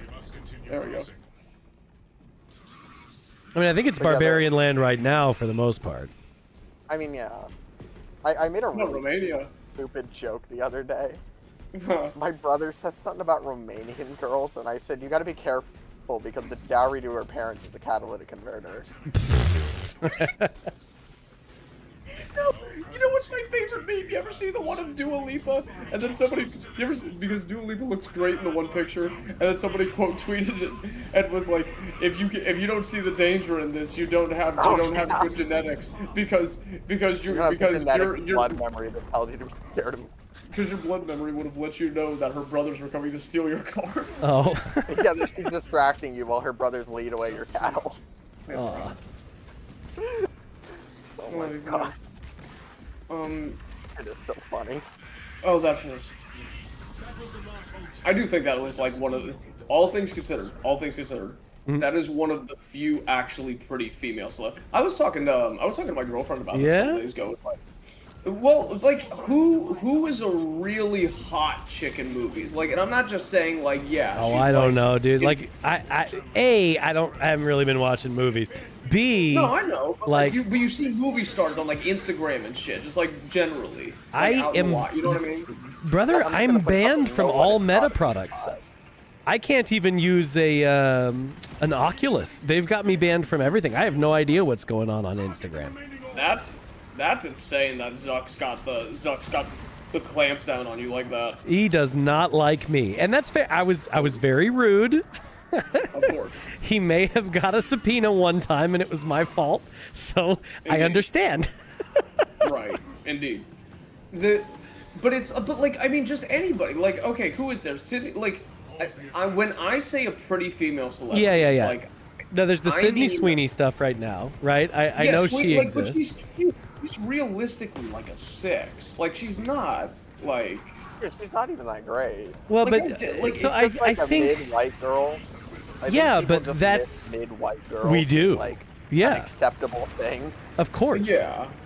They miss the social acceptability of mid-white girls. absolutely. Right, and mid-white girls are. I mean, that's Where do the we- bread and butter of a functioning Oh. society. Danny, did The- I tell you she played Athena in the Odyssey? Who played Athena? Zendaya. Excuse me. Zendaya was the goddess What? Athena. Why? Why? Oh, Because they and have to Helen put her of in Troy- everything. It's the contract. And Helen of Troy, you know, the base that launched. Who was out- Eleni? Who was Eleni in Troy? A Somalian. Uh-huh. I didn't know it was a Somalian. I just knew it was Some ugly. Somalian was supposedly the prettiest girl on earth. Oh my god. Which, I gotta say, if a Somalian is the most pretty girl on earth, there must only be Somalians left on earth. Yeah, right. Well, that's their goal, I think. Is that is what they're going for. Somalis are not pretty people. They're No. just They're not. not. Of No. course not. Like, it'd be one Something thing if you about tried that to noggin. make it like an Ethiopian, like maybe I could kind Ethiopian of, girls are pretty. Ethiopian girls are real pretty. but some- Somalian. Yeah. Yeah, it's You know, just the one thing not that for I'm me, sympathetic to fellas. Ethiopia over is Oh, listen, brother. You don't like a little bit of chocolate in your s'mores? What's I wrong do with you, man? not. I do not. Look. Look how he I just look, the Ethiopians have the right idea, considering they've been trying to genocide the Somalis for like the last 2,000 years. broken clocks, man. Broken clocks, that's all. The They can- Ethiopians kind of had a point on that issue. They can be right about something. They, you know. My wife suggests perhaps we don't do the stream anymore. Back to my point. Oh, Anyway, okay. It's like okay, like there's nobody because you know what was interesting? What was interesting was that Tell me. and I had this revelation a couple years ago that okay, you think about actors and you think about okay, why are they lip shits? And why are they never really much prettier than a 7.5? Most of them, anyway. Yeah. Why are they? Why do they have these awkward sensibilities? Why? And the truth at the end of the day is that these were weird theater kids that got personal trainers and Botox injections and all this other shit. And but the ethos of who they are from when they were an insufferable little shit that It's you still want there. that somebody from the football team would probably put through an effing wall. That doesn't leave. That just No, won't of course leave. not. So there's another part of this, and it's very much core to their experience, which is that acting is lying. That's what it is. Indeed. You know, and so when you're talking about oh, this guy's a great actor, what you mean is he's an excellent liar all the time. And to become really good at something, you know how you got to get your 10,000 hours? Well, so they've got, their 10,000 hours of, very convincing lying by the time they are, by the time they are 11 and, Hollywood producers are looking at them like a choice piece of meat. And then, but they are also good at acting. So they fucking, not only are they busy getting molested, they're lying about it. And, Come on. So they've got to, this is who they are. This is what they are, So my wife says average BPD bitch has 10,000 hours of lying. Yeah. So these are the people who they lie more than that. Just as a matter of course. And when you ask wait a minute, why is so much of entertainment homosexuals? Well, because they lie all the time because they don't like the truth. And so we end up with these entertainers and actors and people in this business where they're showing all of these things to people, and the lying that's necessary comes so easily and naturally to them because it's all they've ever done. In their whole life, it's all they've done. And so, of course, it becomes, of course. I mean, look, and this is gonna sound a little crude of me. It's the kind of people that look at any movie made over the past 10 years, or any music that's been made over the past 10 years, It's so or much anything longer. that's come out of the Western media apparatus as even in the proximity of the thought of being called art. It's imagine ruining your life to make this garbage for the boy cattle. Right. It's the kind of consumer cows that you are spending your life and your soul and your source of energy to dedicate. I mean, I get it. It's your this is your way of getting rich, I guess, but it's none of them look at it like that. They seep this they want to drink from the fountain of attention, and it's they can't get enough of it. And I'm from no, they love it. Dude, I listen. I think something about the California heat has driven everybody nuts. I think if we give 500 million to Xi Jinping and just let him cloud seed the shit out of LA. Just let him cloud seed the shit. Okay. Let him cloud seed the shit out of LA and let them finally have some moisture in their air and have a couple shitty rainy days. So that their brains can cool off from getting deep fried egg underneath a cow. You know what I mean? That might do them some good. I think just torrential rains forever. I think if we can get some torrential rains for maybe 13 straight months of every day is rainy in LA, I think it fixes a lot of it. And I understand it's not that it's really hot. Apparently it's very comfortable weather in LA, so I hear. But it gets a little hot, but not it doesn't get like hot. I mean, there's a desert on the other side of the mountains, but it's not hot, is it? I mean, like, look, there's just Koyo suggests 40 days of rain would be all that's necessary. I feel like that's been covered before, sir. Indeed. You know, if we could just get 40 days of non-stop rain over LA. You know? Maybe somebody really builds think a nice boat and puts like the San Diego Zoo in it, you know. Oh, just the San Diego. I think that a lot of the cultural problems in America could just be solved by the Pennsylvania weather cycle. Okay. You know, yeah. I can see that. And take this from me. I am somebody that has grown up in between going from 16 inches of snow to desert island 3 months later. Like that has been my life back and forth since the time I was a little kid. It's something about, and keep in mind, I am right now present at the end of July in a tropical climate where there's no wind right now, by the way. There's no wind. Insane. There has been wind for a week and That's everybody's ready no to good die. at all. Yeah. Yeah. Fucking. It's like, And just for the record, Danny, it'll probably be snowy when you have to come back for me. So. oh yeah, I gotta come back and baptize you. Yeah, but the problem is like something about the heat as like a constantly present thing turns people into psychopaths. Oh, for sure. Yeah. It turns people into psychopaths. The wind? No, the the heat. heat. The heat. Oh, the Just heat. constant heat just makes people nuts. It does. Like, and It does, because I noticed that because my AC broke this summer, and I realized I turned into a worse person. Hell yeah. And keep in mind, like, I mean, like me, my reaction to the heat, I get summertime blues pretty easy. It's Really? like I'm the kind of, oh yeah, that's no, what if happens to me.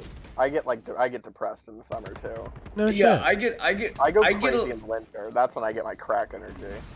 like my body feels good, but it's like, the constant kind of sitting around and like obligation to be on chill mode, it drives me a little bit nuts. Huh. Oh yeah, just because you can't go anywhere. It's too fucking hot. Everything's too fucking hot all the time. It's too hot, and then but sometimes there's like places to go all the time, and then you're at like a beach bar for like the 5th day in a row, and you're like, dude, like oh no, my life is everyone else's vacation. I hate it. I know, my steak too buttery, yada yada yada. Yeah.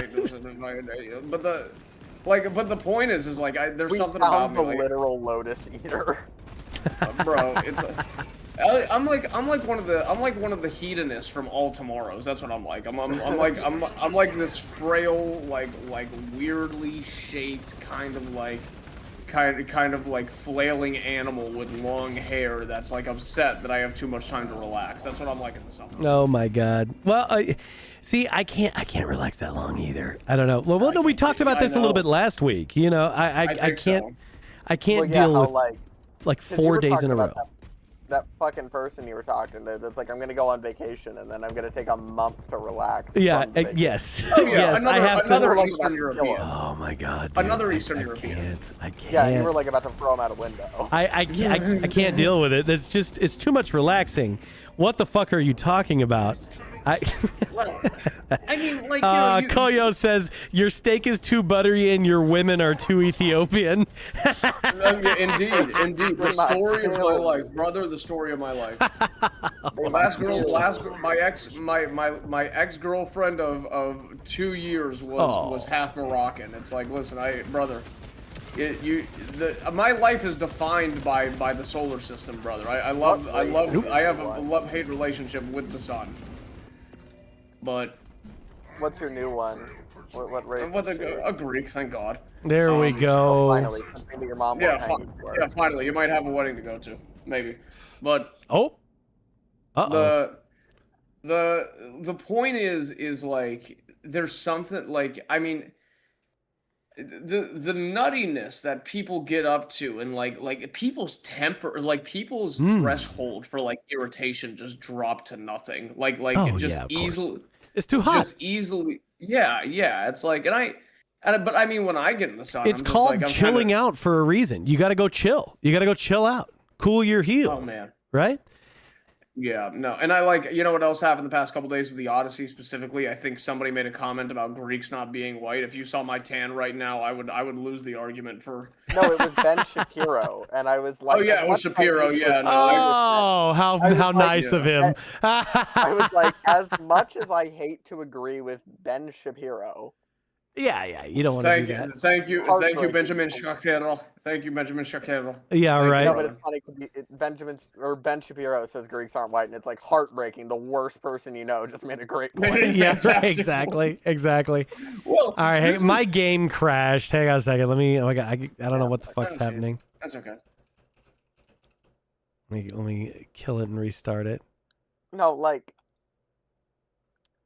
I had a thought during the Odyssey, and it was somewhere around the point where Odysseus looked at Penelope and said, "Our age of bronze is collapsing. The sea people are coming." Monk, I don't believe. And then he said, he said it's time to go on an odyssey. I didn't believe it either. And then he was okay.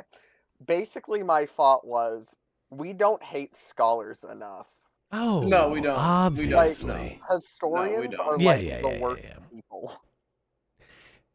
I mean, what profession hasn't been ruined by these These monsters. spiritual dregs? It's Like, all basically the same thing. Because I've looked into linguistics. It's this like pseudo-Marxism. Sure. You know Of what's been course. done to history. Yeah. No, they're going to do it to Psychology everything if turned they can. into this. It's all just like one vague profession. Right. Well, it's all they're all fucking each other. If they're not backstabbing each other, they're fucking each other. Like the only reason that anything Like, ever gets are becoming disproven. more and more indistinguishable acts from each other. Yeah, exactly. On purpose. They're doing that on purpose, which is this is also on purpose. The All on purpose. Ayala girl like weird whoredom in throughout the entire tech industry is on purpose. This shit is all by design. Wait, are you talking about that girl that tries to do like those analytical studies by like Yes. sleeping with everybody? Yeah, Yes. I know what you're talking about.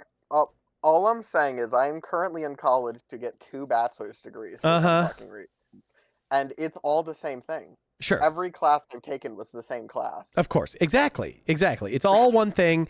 Well, and part of it is like a self-education at this point is almost certainly better and better for you than whatever the fuck they're going to get. No, like It's the only path forward. And it I, is. Look, I was homeschooled, so I know this better than both of you do. Exactly. Well, no, I did public school through the 8th grade, and then was like, nah, I'm not doing that no more, and like, I just wrapped the rest of the shit up myself, in like Oh, no, 2 she months. You probably learned better than you would have. Yeah, of course. No, I absolutely. See- I never learned anything because of the school that I was in. I learned things in spite of the public school that I was enrolled in. Exactly, and this is something that like I kind of lament, like because like my dad's a really good guy, he is, and he's super sincere, and he's like, but like when I first got into college, he was like, oh, this is something that's going to open up so many new doors for you, and this is something that's going to teach you how to learn and give you this new perspective, and it was it was so the opposite, and everything that I've heard about college for like 10 years prior to me getting there was like so the opposite experientially. Like I mourn a world where like I literally cannot conceive of a world where that where that was true.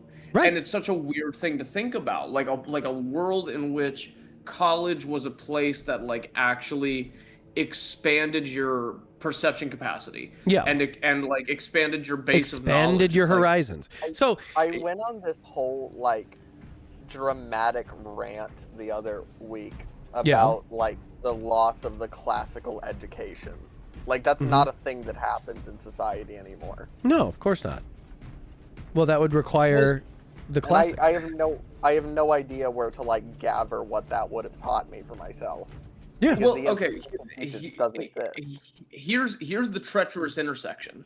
The problem is that a lot of people over the past like 10 years have had this perception. It's like, okay, well, like Well, like, okay, people say it like kind of like flippantly. It's like, oh, well, you have all the information in the world in your pocket, and that is ostensibly true.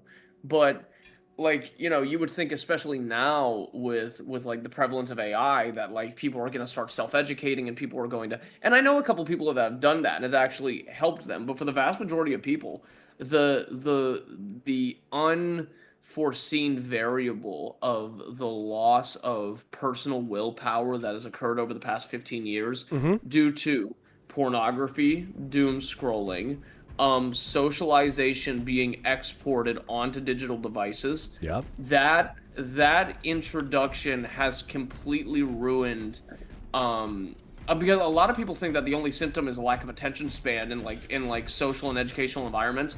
Imagine what happens when you leave somebody to their own devices. They usually end up becoming like drug addicted gooners. Yeah. And so like now we're going to end up with a society that not only can accomplish nothing because of their inability to commit themselves to processes like that, but even worse than that, they had all the potential for the opposite, and it was and the ability to extract that potential was taken away from them by what is essentially like the dopamine vampire being Yes. like the common apparatus of how people spend their time now. So like it is all right there. Like literally, you can learn and accomplish whatever you want in ways that you never could before. But like it now takes the kind of person that doesn't allow the void to stare back at them to be able to accomplish these things. Really tragic and weird and like poetic in a lot of ways. Yeah. As far as I can tell. So all of these technologies do uplift the man who can master them, right? Yep. It's just that they are all, hey, what's the text on the first page of every grimoire that anyone ever wrote into fiction ever? Hey, don't read this. It's going to drive you crazy. You're going to lose your fucking mind if you read what's in here. And that's, of course, but that's what happens with everything that you learn. Every new thing you learn demands that what you knew before is lost in a way. You can't learn new things and be the same person. So it is going to kill you to read it and actually learn it, And I think that is lost on most people. So to have an infinite supply of that is infinitely, madness driving, essentially. Yeah. It is no surprise that it works that way. I've kind of become sympathetic to that. The scribal class was part of it was its own caste of civilization. It was like the knowing class. Mm-hmm. Yeah. And that's been phrased by the new democratic society as this oppressive class of people that keep things from us. Right, of course. No, actually the people who bear the burden of knowing. Exactly. Are the ones that are primarily unable to apply the knowledge. That's like the big issue. Yeah, and then we give it to people who can't bear the weight and can't use it anyway, and it just destroys them. Yeah. There is no amount of reading that will break someone out of just being a lazy piece of shit. The way that your mind is built is still going to be you. You can't. You can remake yourself, but it's going to require an incredible amount of control and discipline and sacrifice, things you don't want to do. And of course, there are things that you don't want to do, because if they were things that you did want to do, you'd have already done them, and that would be you already. Yeah. And also I did put a join code in the group chat in case. Another thing that wait, Monk, let's get out of here so we can grab him. I'm so sorry. Another thing that the modern world seems to refuse to understand is, even if you do retrain yourself, and I think that's a better word than remake yourself, is that you will still be you. You Yeah. can never teach someone so much that they stop being themselves. You Well, know, I've given this speech before. I think about how society over the past 600 years has forgotten, or I don't even think forgotten. I'm changing the way I'm thinking about this now. I think that we have intentionally rejected the notion that the person at their core fundamental level is something that you are born with. Like the Yeah. whole, because we don't take the conversation far enough when we talk about, oh well, like Sam Hyde kind of made this popular. It's like, well, we're not like these interchangeable bug people or cogs in the machine or whatever. That can't give me 1 second, and I'm gonna put Yeah. ours and yours because we're both here. We're not these individual. We're not like these bug people or like cogs in the machine that can be interchangeable at a whim. The greater point is that, you and your personality and your proficiencies and your vulnerabilities were all like tailored through thousands and thousands of years of breeding and trauma and victory and all these things that culminated into you being here now. Yeah. And even more than that, the way that your soul interacts with God and the way that your soul interacts with the world and the spiritual is a byproduct of whatever your ancestors all the way down to your parents have decided what to do with themselves up to that point. So, like, the beautiful thing is, like, once somebody establishes a pace of because I would put it this way. I think the key to life in a lot of ways is momentum. Right, like I think Yeah, Jesus Christ you get good at talks what you're about doing. this. Well, you get good at what you're doing, but like getting good at one thing, getting super good at one thing enables you to be way better at At getting good at other things. at other things, even if somebody who started before you was already trying at that thing but doesn't have the momentum. Like, So, yeah, because one of the things that you're actually learning is you are learning how to get good at something, yes, you said And that before. Yeah. that's its Yeah. own skill that needs to be like practiced. Well, Yeah. it is a very important. So, I think, Wait, I can. OrthoChat, the reason that it's been rejected is because that is a worldview that essentially is entirely reliant on the soul being taken seriously. And they don't want to do that. They want to insist that there is no such thing, or that if there is, it wouldn't matter anyway. And like, why do you care? What do you mean? There's about why does it matter what happens to someone else's immortal soul? Well, because even though like I think when I say remaking yourself, I mean like remaking your mortal life. And I do think that there I are. was talking about that outside of the purview of soteriology, by the way. Like, I mean that in a very present way. Yeah, I think that you can get your immortal soul interacting with the mortal world, the earth, the firmament, whatever the fuck the term is. If you're doing that, then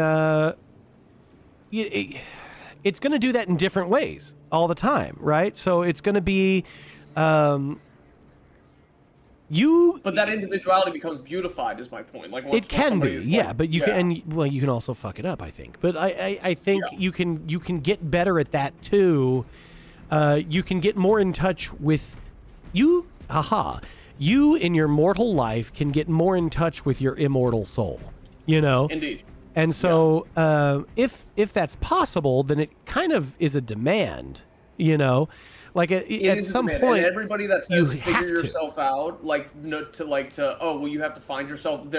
Everybody who says that now is a part of a cargo cult.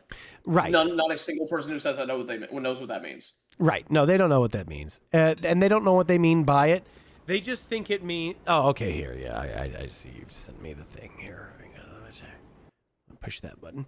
And Well, I think it's interesting how like the thesis of like the new left has been like ultimate individuality, and now it's just evolved into like go through this character creation screen of like the 30 approved identities quotation mark and just Right. pick But do you know whichever one why? feels Do you right. know why? Because Why? the rejection because to imply that you are fundamentally unchangeable in ways, and that is something that can be beautified instead of like a vast chaotic freedom that you could be molded and melded into whatever, not really you, but whatever society, because of course now in the new world, environmental stimuli are the only things that make people individual.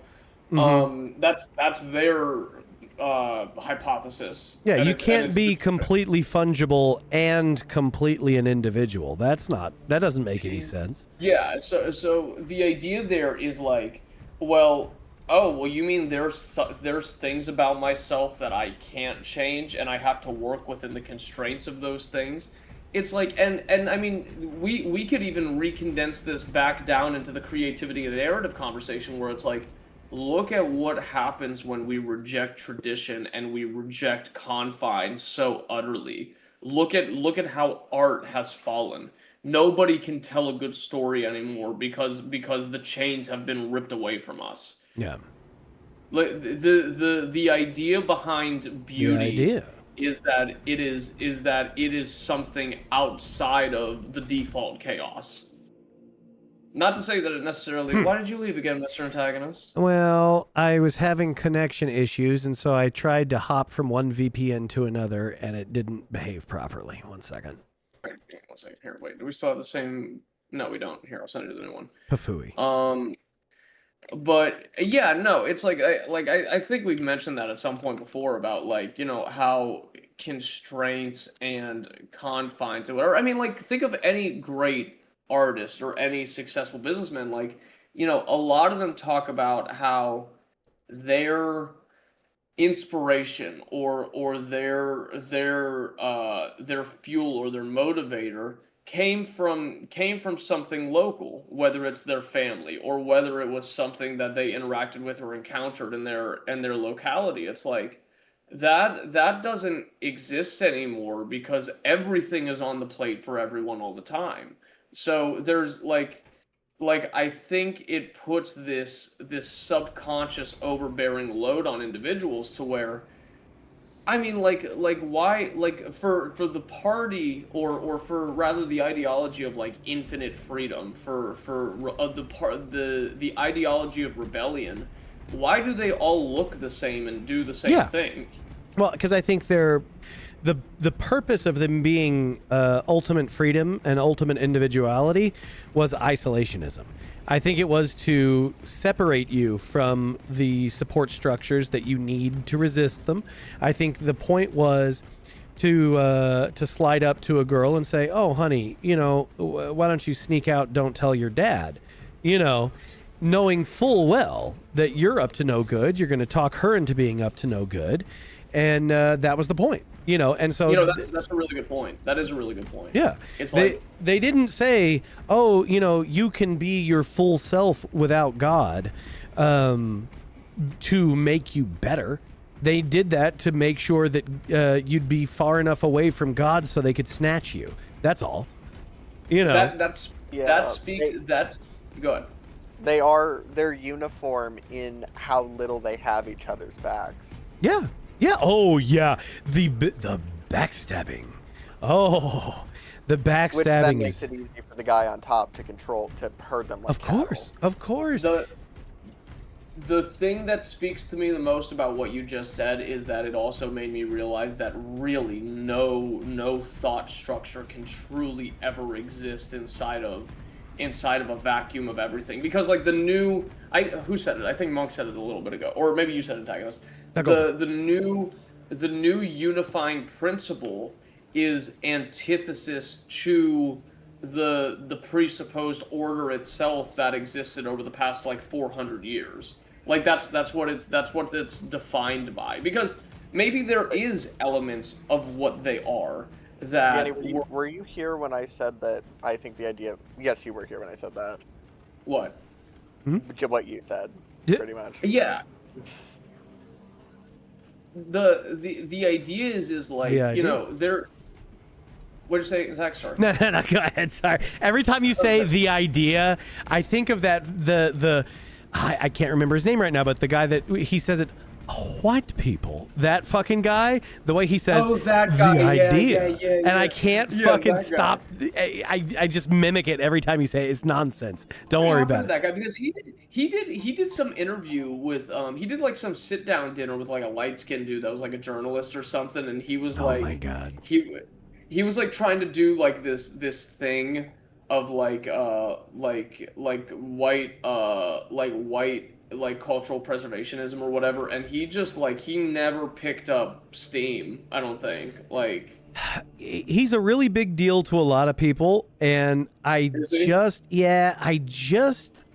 think that it's ridiculous that I can't remember his name right now. Like, there will be people who would be Jared Taylor. That's who it the is. one. Thank you. Jared Taylor. Okay. Yep, it just came to me. Yeah, he's a really big deal to a lot of people, and I guess, I don't know, I feel like it's another one of these things that is behind, like his opinion may be behind the times when it comes to the discourse. I don't know.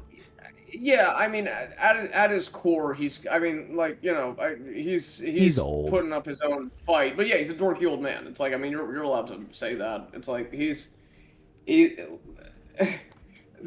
we've talked about this before, man. There's just nobody that really like knows what's going on, like in its fullness. No, of course. Like that's like there's no, because like the thing about the ideological left, I think the thing that kind of drives them is that they're willing to look at the vast difference between. And I think we could all agree here that like at its core it's not so different, but like they're willing to look at like the difference between like an Islamic mufti and like Alexandria Ocasio-Cortez and look at them both and be like, yeah, good enough, whatever they're saying individually, who cares? Right? Yep, whatever. It's like the difference between like some Australian Aborigine shaman and Ilhan Omar. It's like they look at them both with like the same degree of like reverence, as long as it's not. This is kind of what we were talking about before. It's like, as long as it's not like the thing they hate, they're perfectly cool with like. Oh no! It's not. It's like. No. You're missing it. As long as they hate me, they're cool with it, right? Like as long as. Oh, did it just kick me out again? I swear. No.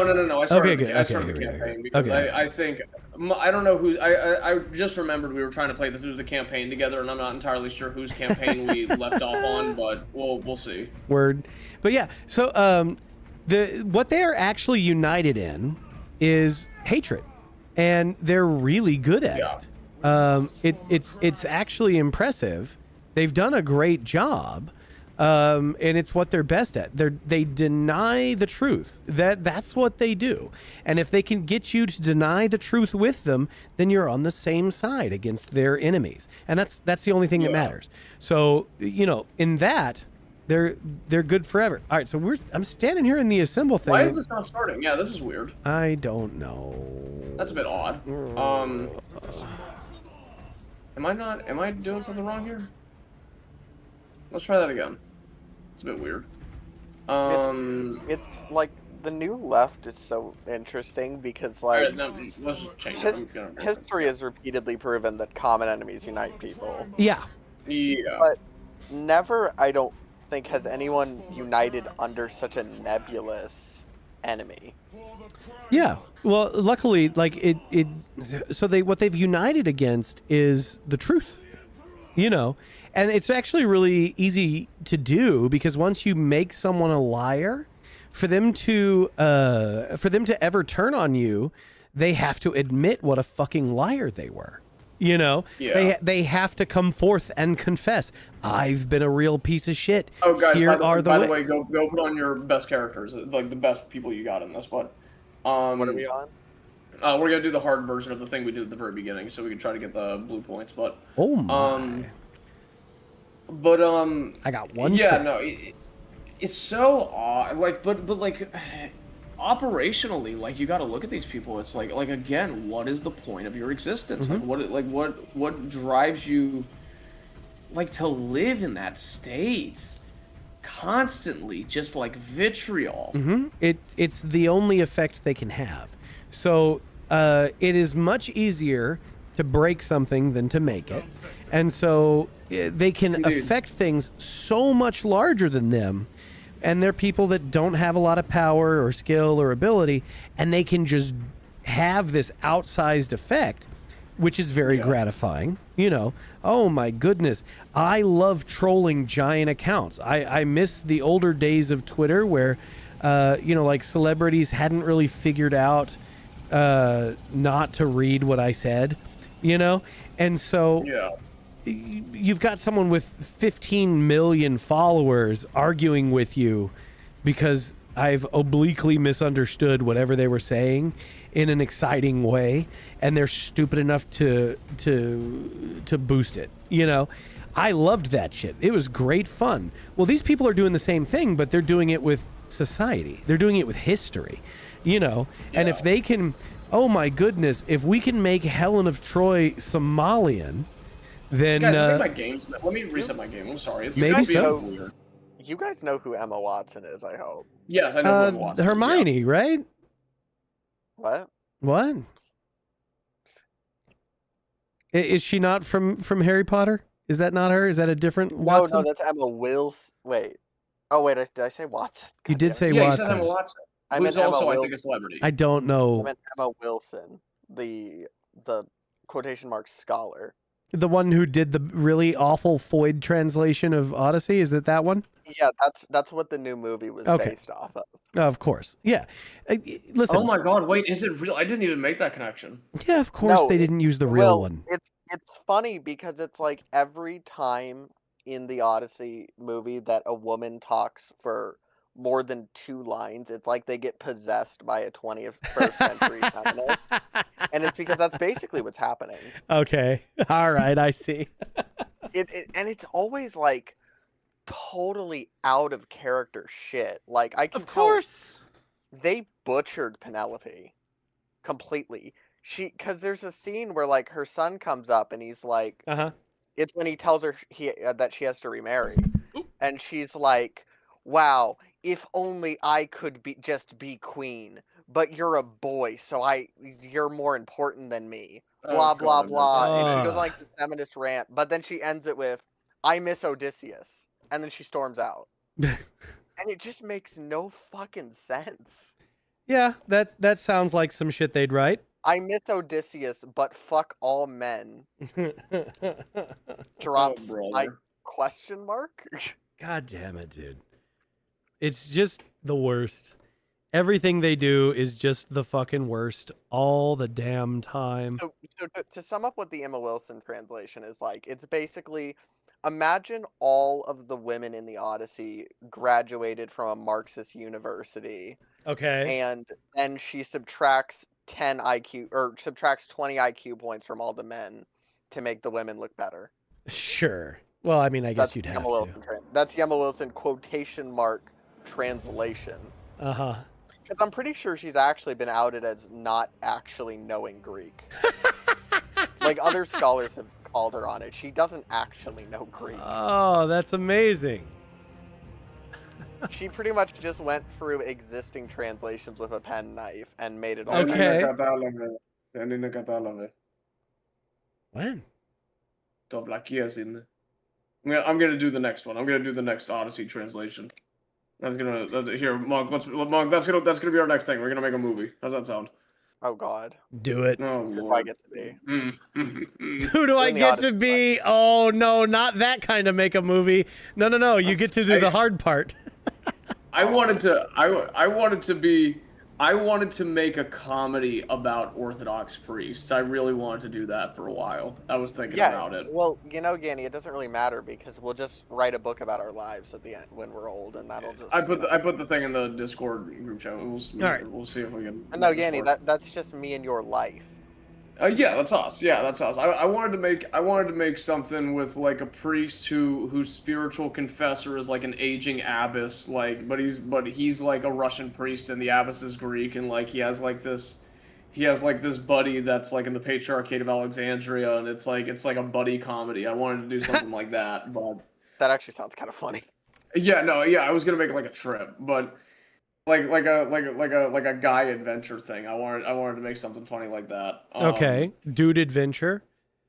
Yeah, it would. I wanted it to kind of strike the same chords as like Secondhand Lions, if you ever saw that. I did not see that, but that's okay. You should. It's an older movie. It's kind of fun. Monk, have you ever seen that? You know what I'm talking about? No, but is that the one you were saying was like your life? That was the movie I really liked when I was a little kid. That inspired like my ideas of like what a fun movie should be like. Cause it's just like a fun movie. Okay. Yeah, no, I don't know. It's like I mean, I was listening to a George Lucas movie that it's like I think I was listening to a George Lucas thing he was doing with the annoying guy that made what's it called? The annoying guy that made Family Guy. He was doing an interview with him. Okay. And he asked him like, "Well, what made you want to make Star Wars?" And he was like, "Well, you know, it was because a quote from him was like, it's the kind of movie that I wish existed, but it didn't, so I made the movie." Yeah. And it's like, I think that once we kind of hit the kind of entropic collapse of whatever this generation of art is going to produce, you're going to start seeing the prevalence of either this generation or the next generation start to make art to the tone of the things that they really need. Yeah, of course. Yeah. Antagonist, is that your best guy that you have so far on the? That's all I got. Yeah. It's just I just got heavy. It'll work fine. It'll work fine. Monk, you're 24. You'll be fine. But yeah, no. It's like there's a lot of. I don't know. I kind of regret what I said on here like 2 weeks ago. I think there's a lot of good stories to be told and a lot of good movies that'll get made. Yeah. But it's just a matter of like, you know, people.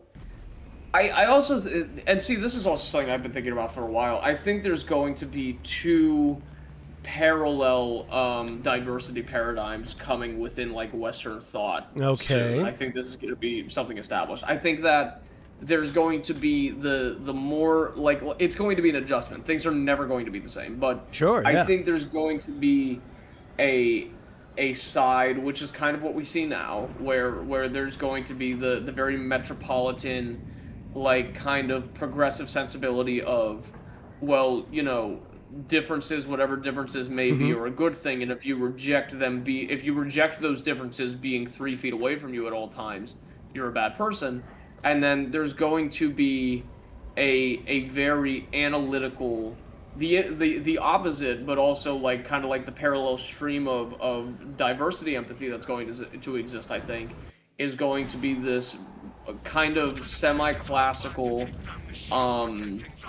almost analytical kind that people are going to start appreciating other cultures on a very dissected level, like kind of the relationship I think a lot of people in the West have with like Japan, or even like the classical relationship of some of the northern African countries or whatever, or like, you know, the bridge gets rebuilt between the American thought in Europe. And because I mean, like, if you look at, I think this is kind of what people were talking about was happening back in like the 80s and 90s with like filmmaking and music and like cultural appreciation, that like the boomers really misidentified, right? Because they were like, oh, well, you know, before Trump, nobody was really racist. I mean, everybody kind of got, but it wasn't the same thing. No. Like they're trying to explain something that they don't understand how to explain, is what I'm saying. Right. Well, yeah, and everybody was super racist. It's like there was. Oh, geez. Okay. Well, we're hell brooded right up. off the bat. Okay, we ball. Oh, right off the bat, yeah. Wow, no time to breathe. Holy moly! All right. Well, I am very nearly. I gotta move. All right, they got me. Holy smokes! Let's see if we can make the dream work here. Yeah. Oh dear God! Wow, I'm down. Okay. Yeah. Ooh. Ooh. I think this might be it. Yeah. Okay. Nope. We're making it through this. Don't worry about it. So Yanni, if we're casting our new Odyssey, who's what character? Wait. Okay. Okay. Wow. Pause. All right. Who is who in my Odyssey? Yeah. We gonna talk about this? Who is who in my Odyssey? Oh no, this is important to know. Monk. Yes. Who is who in my Odyssey? Yeah, that was the question. That's the question. That's what he's asking you. Oh! I thought you asked about somebody specific. Okay. All right. Listen. Here's who's who. Flesh Simulator is Helen of Troy. That's it. I'm gonna go take a bathroom break. I'll be right back. Hang on. All right. Okay. The face that launched 1,000 shit. Yes. It's Flesh Simulator. Why not? Sure. Still better looking than Nolan's choice, says Haunt, and I think he's right. You know what? Bar wasn't very high. Bar very low. Bar subterranean, as it turns out.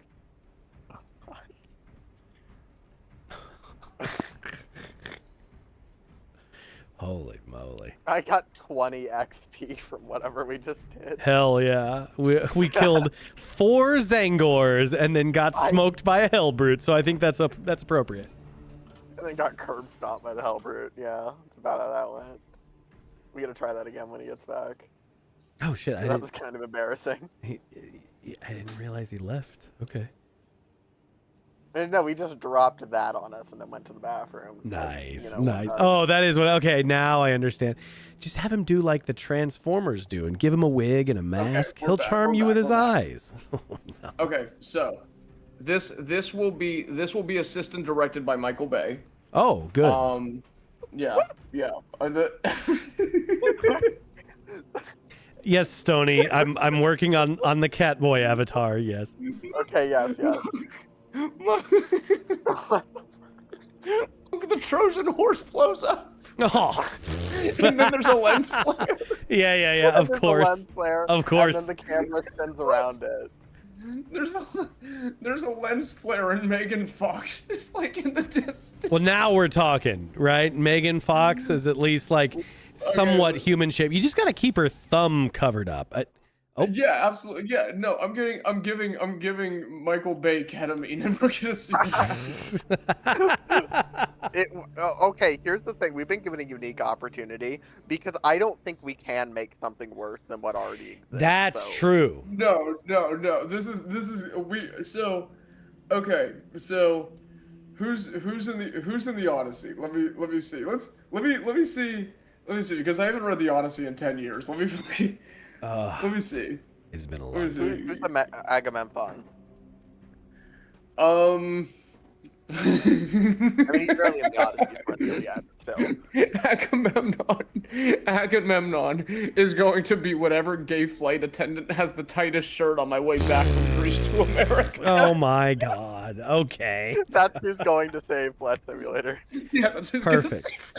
Perfect. Who's Odysseus? Odysseus? Ah, the patrician choice. Odysseus has to be Kash Patel. What? No. All right, look here, goddammit. What? So now, you know, the wonderful thing is you can just feed this into AI. You can just have... Monk, we have so much freedom. Monk, we could just do things. Monk, listen to me. We could just do things. We were talking about people using the Monk, we could do new things. Great Think about how we could do new things. Okay, Yanni, who do I get to be?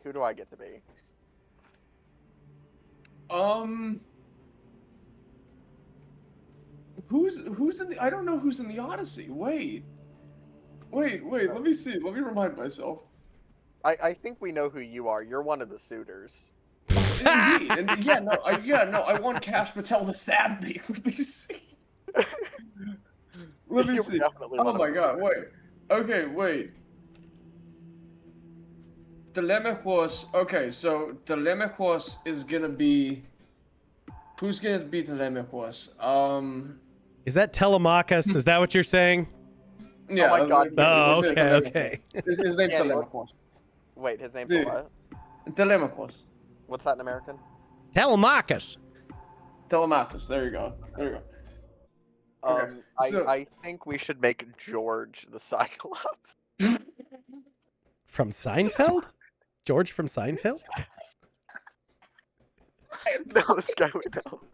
It's one of That was a really mean joke. Oh. No, the whole thing's gonna happen. He's still gonna be vibe coding our OCR scanner in his room by the end of the 20 years. Oh no. Oh Gonna be like, no. Hey Addy, it's almost finished. I think fucking. We should be. Oh my Lord. God, we're so dumb. Oh, we're so stupid. God, we're stupid. I mean, I'm guessing from what you've said that he's like, I'm assuming this fellow, very slow he's a AI real- maker. he's a very smart guy. He just like you like and like the worst part is I know he busts his ass. Like he's a really good guy and he's smart, but it's like he just like I just Okay, don't know Andy, where let's the not talk time about goes with him. Huh? Let's not talk about the company people. Yeah, let's just talk about like how many people. I know I brought it up, but still. Oh my God. I do gotta call him actually. Oh Wait a no. What the fuck is Odysseus' blind servant's name? I forgot his name. Damn it. sec. Odysseus is what? Blind servant. Oh, dude, I don't remember. We Like, he's nobody. like- I gotta Right, read the that's- Odyssey. I'll tell you what I need to do. I need to read. Here's what I need to do. I need to do Odyssey reading streams where my wife can hear because she doesn't know the story either. So I need to do streams reading the Odyssey. All right, I'll do my very best, like easy ass voice acting.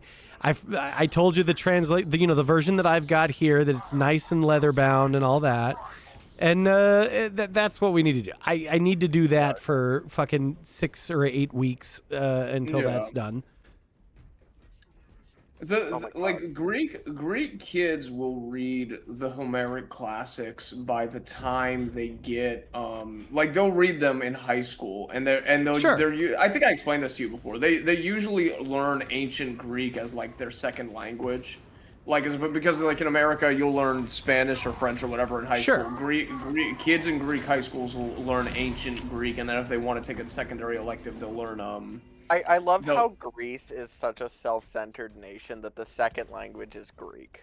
Hell Of yeah. course. You learn Of course, Greek, yeah, and then yeah. and Yeah, then hell when yeah. you're feeling a little frisky, you learn Greek. I think literally there's a theory I have that our survival has literally been based completely off of our selfishness. Well, yeah, of like course. that's the Well, only of reason course. we stuck around. Like we have this hate everyone. bulletproof. I Woo. think you hate everyone too much to give them the satisfaction of saying they were the ones. that Never, killed you. never. Yeah, no. Like, I mean, you we won't let another people group say that they destroyed the Greeks. That's kind of did the whole you of it. did you just see what we just did with the EU? We asked for a special embargo, protocol that allows only us in the entire EU to buy and ship Russian oil. Nice. They Like, just we do just- things. You guys just just do do things. Listen, and the thing is that Kyriakos Mitsotakis is basically the equivalent of our president. It's like, yes, we have like a president of the council, and we still have like some like ostensible connection to our royal line, at least from the kingdom, not like the ancient, not like the Konomanos dynasty or anything like that. Like we have like the royalty from the Greek kingdom that existed after we won our War of Independence, but like Kyriakos Mitsotakis being the prime minister, like and people complain about him here a lot. Like they think he is like super lib. And in some ways he is, but like I look at these people and I'm like, you have no idea what it's like in the United States. Like what else you could have. Oh yeah. Okay. Yeah. It's like they don't even have like a perception of how bad it can really get. But you know, but yeah, but like everyone's like, oh, you know, this is shameless or whatever, and it's like, but you got Angela Merkel, you know, getting buddy with Erdogan and Turkey, like while Cyprus is still under occupation. It's like we're all kind of looking at the situation like, are you kidding me?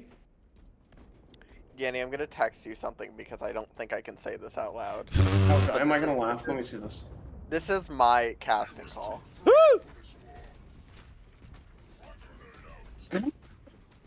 You're sick. You're sick. You're so sick. You're disgusting. You're just, Am I and wrong, you know what the though? worst part is? You know what the worst part is? Everybody at the company thought that that was true for like 3 months to the point where I got asked about it. Oh, and I was like, no. listen to me. Stop it. Stop it. Stop it.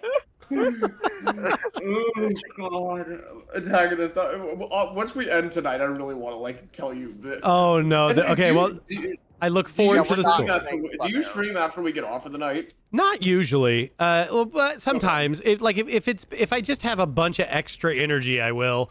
But it's Yeah. not You often. got 15 minutes for a story after we're done. I Indeed, do. Indeed. Oh man, no, that's funny, man. Ooh.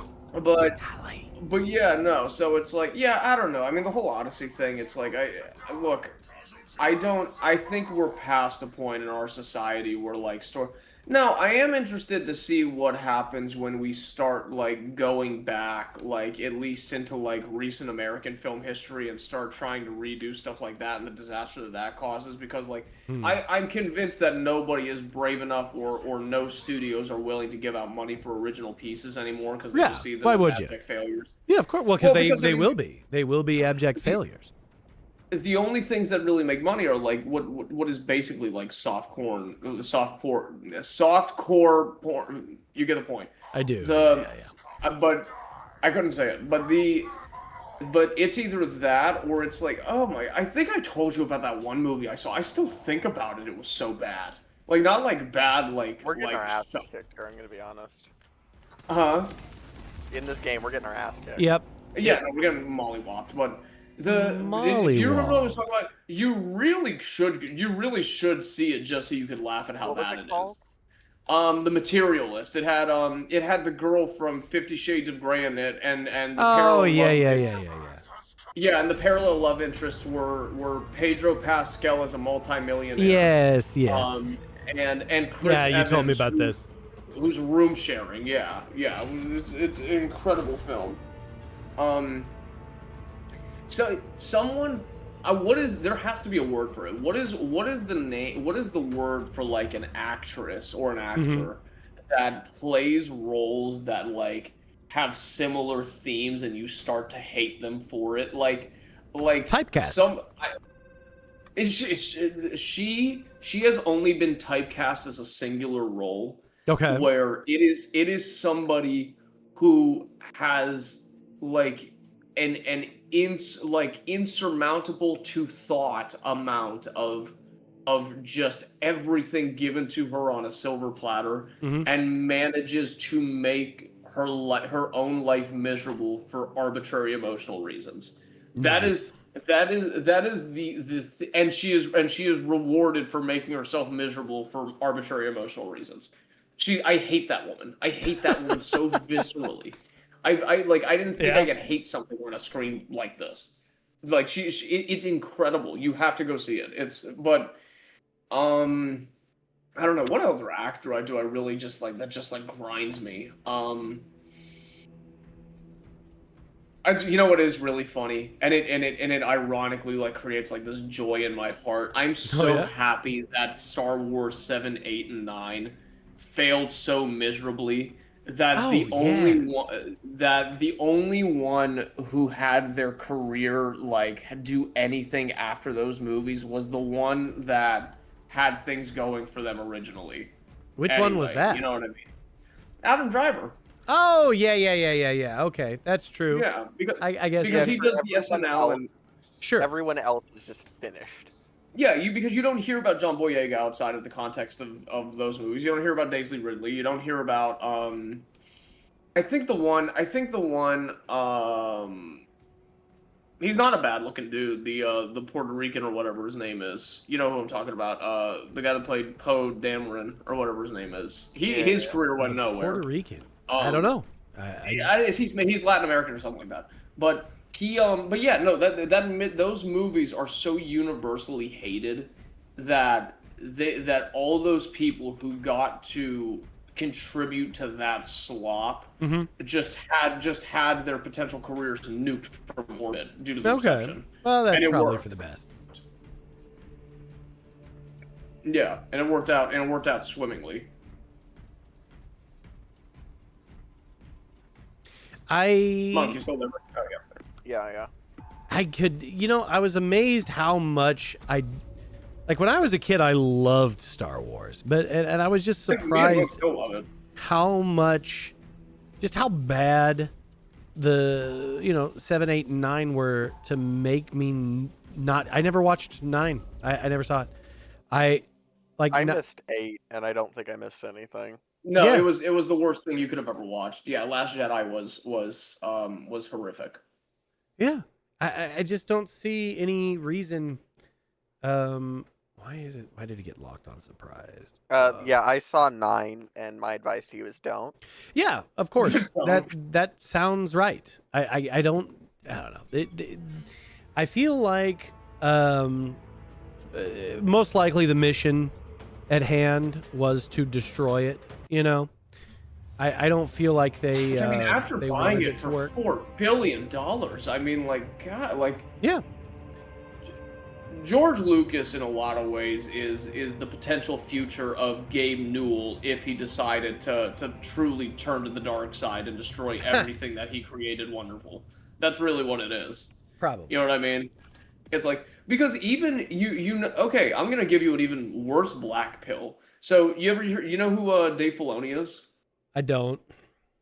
Okay, he's the annoying dork with the cowboy hat that's pretty much the head of LucasArts or Lucasfilm, right?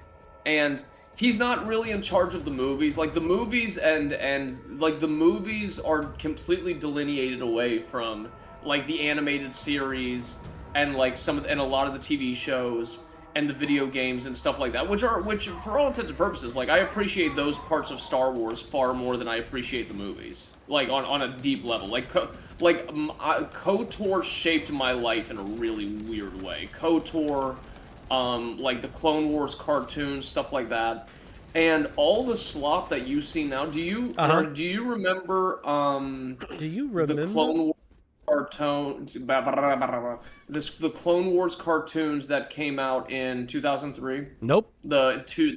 Oh, dude, you have to go watch them. That was after my time already. That was, dude. My age in the fandom was already over by then. Like, because the prequel stuff. You got to remember that. Yeah, the prequel stuff was already at the time was kind of like. You say. I am literally Anakin Skywalker. Be very careful. Well, it just wasn't. I don't know. Just like me for real. Oh, for real. It just wasn't what we wanted. It to turn out like. It was. I don't know. It was already a little. See, okay. So by that time, no, I understand. By the time those came out, there was already probably 15 novels. Okay, of just expanded universe stuff that was really the Legends good. Comics at the time, I still have them. Yeah, no, like the Darth Krayt stuff, Jade Skywalker, like like all that stuff. Yeah, the Yuuzhan Vong War, like that's great Star Wars material. Yeah, and so like when they made the prequels, I already was kind of like, why didn't we use any of that? Like, there's a lot of really great Star Wars stuff you could have made a movie out of. How come you didn't? Yeah. And so, but they just didn't. And it's the weird thing is like Star Wars I think has existed for like 20 years in like this super fractured state, because like you got guys like me that like the thing I like the most about Star Wars is the Old Republic. Like I like Darth Revan, and I like the Eternal Empire, and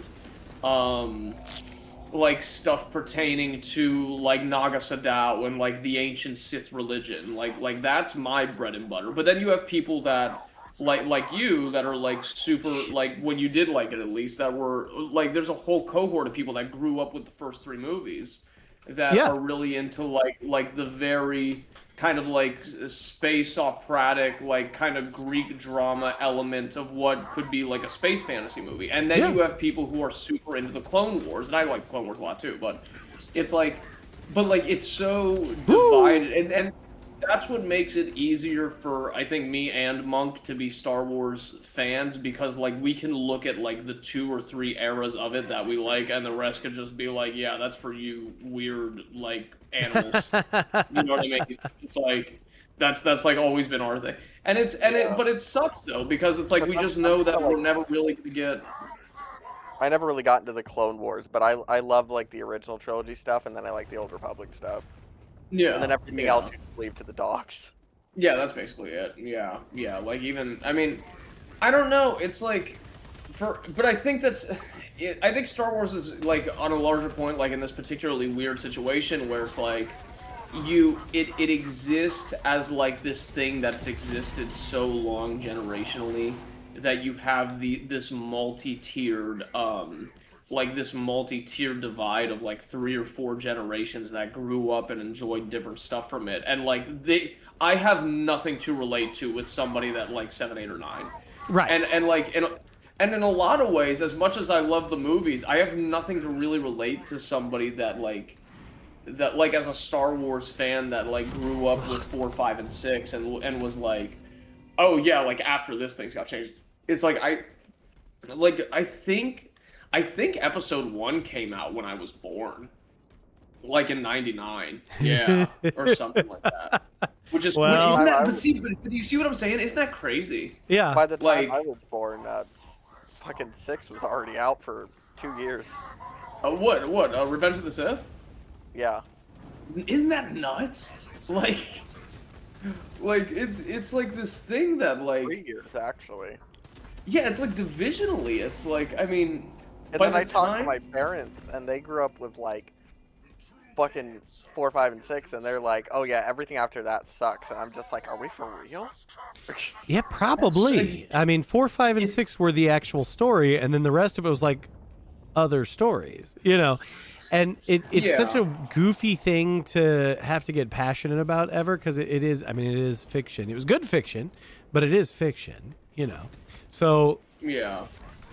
I mean, embarrassingly enough, the Star Wars is the reason that I ever wanted to be a priest because I just wanted to be a Sith Lord, but I still wanted to go to heaven, so I was like, oh, you're just going to be an Orthodox priest. I mean, that And is for the record, you know, it is the 3 robes my with the most favorite drip movie. on Earth, like hands down. It is the robes, and I do have hands that perform like these spiritual like irregularities, and like, you know, I could the robe and the wizard and all that. Like I love that vibe. I do. It's a hell of a vibe.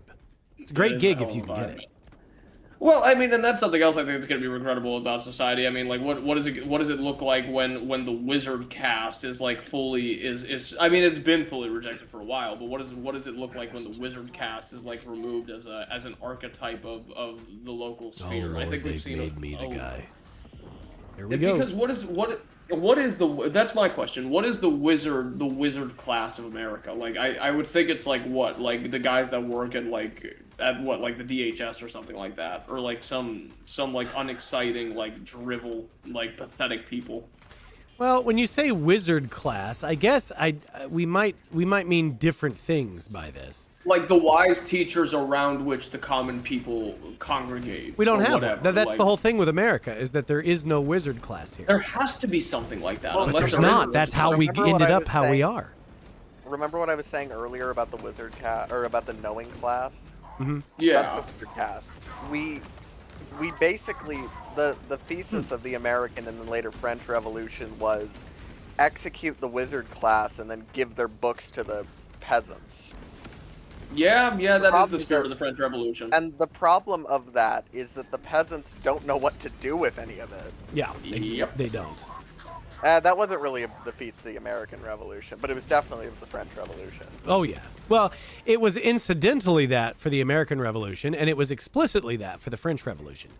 Yeah, That's Yeah. the it's problem. much Like, more direct for the French. exactly. I Well, gotta be honest with you, the Mason, like, okay, this is a super difficult conversation to have, like, in polite company, because, like, again, I need to preface by saying this, I really, really, really love the United States, and I really love Americans. I love Americans, and I love the United States.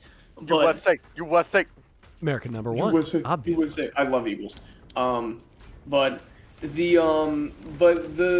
the thing is that there is a bit of a conversation to be had around like the Masonic roots of the revolution and Oh, like sure. the quasi demonic spiritual elements of what motivated. Because that would be a really interesting book, and I gotta see if something like it exists, and it Damn. probably has to. The shift in I would want to see the religious irregularities that existed by the time of like just pre-colonial England and what existed like as far as like what kind of like weird little cults and like separations that were spurred on by occultism or by secret societies that existed in like pre-colonial and colonial England going into the New World. Because am I making sense here, Mark? You need to look into the English Civil War. The English It's Civil War. The English Civil War is the precursor of both the American Civil War and the American Revolution. Because the Puritans were on the losing side of that war, and their punishment was to be exiled to the New World. Mm. Okay. And they were the ones that supported the monarchy. Yes. Because you had King Charles, who was the king, and then you Right. had the Parliament, and the Parliament was being retarded, and so he tried to tell them they were being retarded. So they overthrew him, and this is how you ever hear of Oliver Cromwell? Yes, Cromwell, yes. He was the head of the opposition to the monarchy. And so Okay, the Puritans right. were the main group that were loyal to the king, and their punishment was that he exiled them all to the New World, because it was either that or I kill you. So the result of the English Civil War was like an entire like transitional government sort of deal. Yes, because he became Lord Protector of England, which means he has autocratic power over the entire state for life, and this position is passed to my son. But I'm totally not king. I'm Lord Protector. Right. Okay. Until they reestablished the monarchy. How did they reestablish the monarchy from Cromwell? Oliver Cromwell's son was weaker than he was. Just kind of the gist of it. So it was like a shock. temporary kind of junta sort of thing. Yeah, it was like a junta, because Cromwell died, and then his son wasn't strong enough to maintain it, and he had to cave to Parliament. Okay. No kidding. And there's more to it that I can't quite explain, so you need... But on the surface, this was a religious conflict. This was absolutely a religious conflict. I think it was... Makes sense. You had the Puritans, and I think the Anglicans were supporting the king, and then you had the Catholics and the other Anglicans on the other side. You know what's On so the side weird of to me? Parliament. I'm shocked that with how the Anglican Church started, how it didn't like completely devolve into because like it's kind of like that monastery situation I was telling you about back up in New York. You know what I'm talking about with Holy Trinity? Remind me? Okay, so the monastery up in New York, how it was like, you know, the Yerunda up there made up the entire situation about how he was being excised from the church for like, you know, theological reasons, and then it ended up that he was just in some like it was like some shady, yeah, it was like Some shady shady like shit. sexual stuff. Yeah. Oh, yeah. And then Oh wait, all the no, monks. I just looked it up. I got that backwards. So the Puritans were the ones that wanted to overthrow the King Charles. That sounds a little more correct, but Yeah. But anyway, so it's like, do you remember like HTM up in Roscoe, how like they like eventually all the monks found out that the Yerunda was just like the entire situation was over some like personal failings of his, and then they all just kind of stuck around and were like, okay, well I guess we'll just like stay schismatic away from the Greek church. You remember that? Yeah. Yeah, so it's like, I mean, but like it's weird that the entire Anglican church like like didn't cave after the death of, who was it? George? Henry. That was Henry. Henry VIII, right? Yeah. The guy who couldn't get a divorce, and so instead he killed a bitch, like a lot. Which is so weird because Killed his her all the divorce time. should have been valid. Like killed her after, but all the after His he's wife that he wanted to divorce was his brother's widow, which is Yeah, actually exactly. against canon law. So I don't know why they didn't just grant it. yeah, that could To have fuck him been an up. annulment.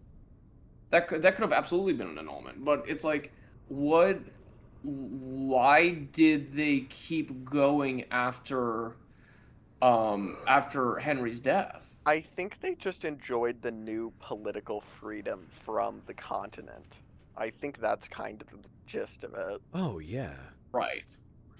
I mean, this is the whole thing to look forward to with Mars, is that if you can colonize Mars, that provides such a physical barrier. Like, exile is not a death sentence anymore. Exile might be the only way to get free. It's introduction to the frontier, yeah. Yeah. Well, see, but that's, and you know what's really weird? Like, Monk, what story do we both love that was the only one to, like, explore the consequences of that idea? What is it? It was All Tomorrows. All Do you remember Tomorrows, how it started? Yeah. It's Yeah. Yeah, because there was the first, like, great space war between, like, the people of Earth and the... You ever read that, Antagonist? I think you would enjoy... I would send you the, What was it? the PDF for that. All Tomorrows. You ever see this? All Tomorrows. I have not. It's like, it was some small time like space fiction thing. Okay. It's kind of like, it's a little bit of like genetic like body horror thing, but it's also like a multi-epoch spanning kind of like short story. You could get through the entire thing in an hour. But it got super popularized by this one YouTube channel that like kind of audio booked it and kind of like put his own like thing on top of it. Sure. It's No, super really cool, but interesting. I bought it's the super physical copy interesting. when they came out with it. Oh, you got the physical copy? Get out! No, you can get it now, and you should. When I come back to America, I'll probably buy it. That's actually really cool. But yeah, no, it's this super well developed like space lore about like how humanity like explored the stars, and then like a more ancient kind of being that was really into genetic manipulation, like won against humanity, and it turned into like a multi-billion year like kind of like hate show by these aliens. They mutate humans into like all these like monstrosities. Oh. Yeah, In like but sort it's of like an artistic sense. So like all of them are like kind of ironic. But then all of these monstrosities like evolve back into functioning species in their own weird ways. but in like their own weird ways, and like start to like It's awesome. it's so cool. It's so cool. It's actually some of the best world building I've seen in a long time. Okay. It's so fucking cool. Yeah, I'll send you the Antagonist. I'll send you the YouTube video, and I'll send you the PDF on it too, Okay. because they're both it's You really can do good it all stuff. in an hour. It's so cool. Yeah, it is. I'm kind of sick he didn't expand on it a little more too, though. It's like He that. is actually working on the Redux version where he's gonna put more information in it. That'd Okay. be super sweet. I'm really because he said his complaint was that he wasn't able to flesh it out as much as he wanted to, so that's what he's working on now. And I'm super Yeah. excited for whenever that's done. I'm really happy for him too, because I don't think he ever imagined that this would go anywhere, and then like that YouTube channel because the YouTube channel that does it, he's really famous for doing lore explanations of Game of Thrones stuff. Okay. And he just happened to make a video about this guy's work, and it was literally the biggest thing he ever did, and he like talked to the author about it, and it was super cool. Yeah, like 15 years after the book was written. Yeah, I know, like super weird. Yeah, no, that's really good material to get into. What have I been reading? I mean, I really, You'll like this. I'm finally getting through Guru's the Young Man and Elder Paisios. Oh my God, you're there. Hey, when you finish it, I have a surprise for you, but you can't. You're not allowed to tell. Danny, don't get me excited. Don't get me excited. Hey, guess what, buddy? I have part 2 now. Let's fucking go. What is this? Nothing, Okay. nothing. Okay, no, Oh, I'll no, tell no, you. shut up. So, no, I can explain. So I have this buddy, and he's like in his 80s now. He's a professor at the University of Thessaloniki. He's a half Indian, half Greek man, and his name is He's Dionysios actually not Tarismetti. half Indian. He's just like that, which makes it weirder. No, he is half Indian. Is he? Yeah, he's half Indian. You misremembered. Okay. Yeah, but anyway, so Dionisio. His credit score has to be in the negatives. Oh my god, what, half Indian, half Greek? You gotta be kidding me. You should see his office. You should see his office, what it looks like. But anyway, But anyways. yeah. Oh anyway, my goodness. So anyway, this guy, for as old as he was, he's so old that a saint that died. When did I think Saint Paisios died in the 90s? Yeah, okay. So The book's anyway, yeah. So anyway, this guy was a young man that literally it's in the title. He was a younger dude in like his 20s or whatever, and he was going through kind of like this spiritual like realization crisis thing, and he decided that he was going to go to Tibet, and he was going to hook up with the Tibetan Buddhists. And when he was I don't want to spoil too much of it, but when he was It is a there, very good read.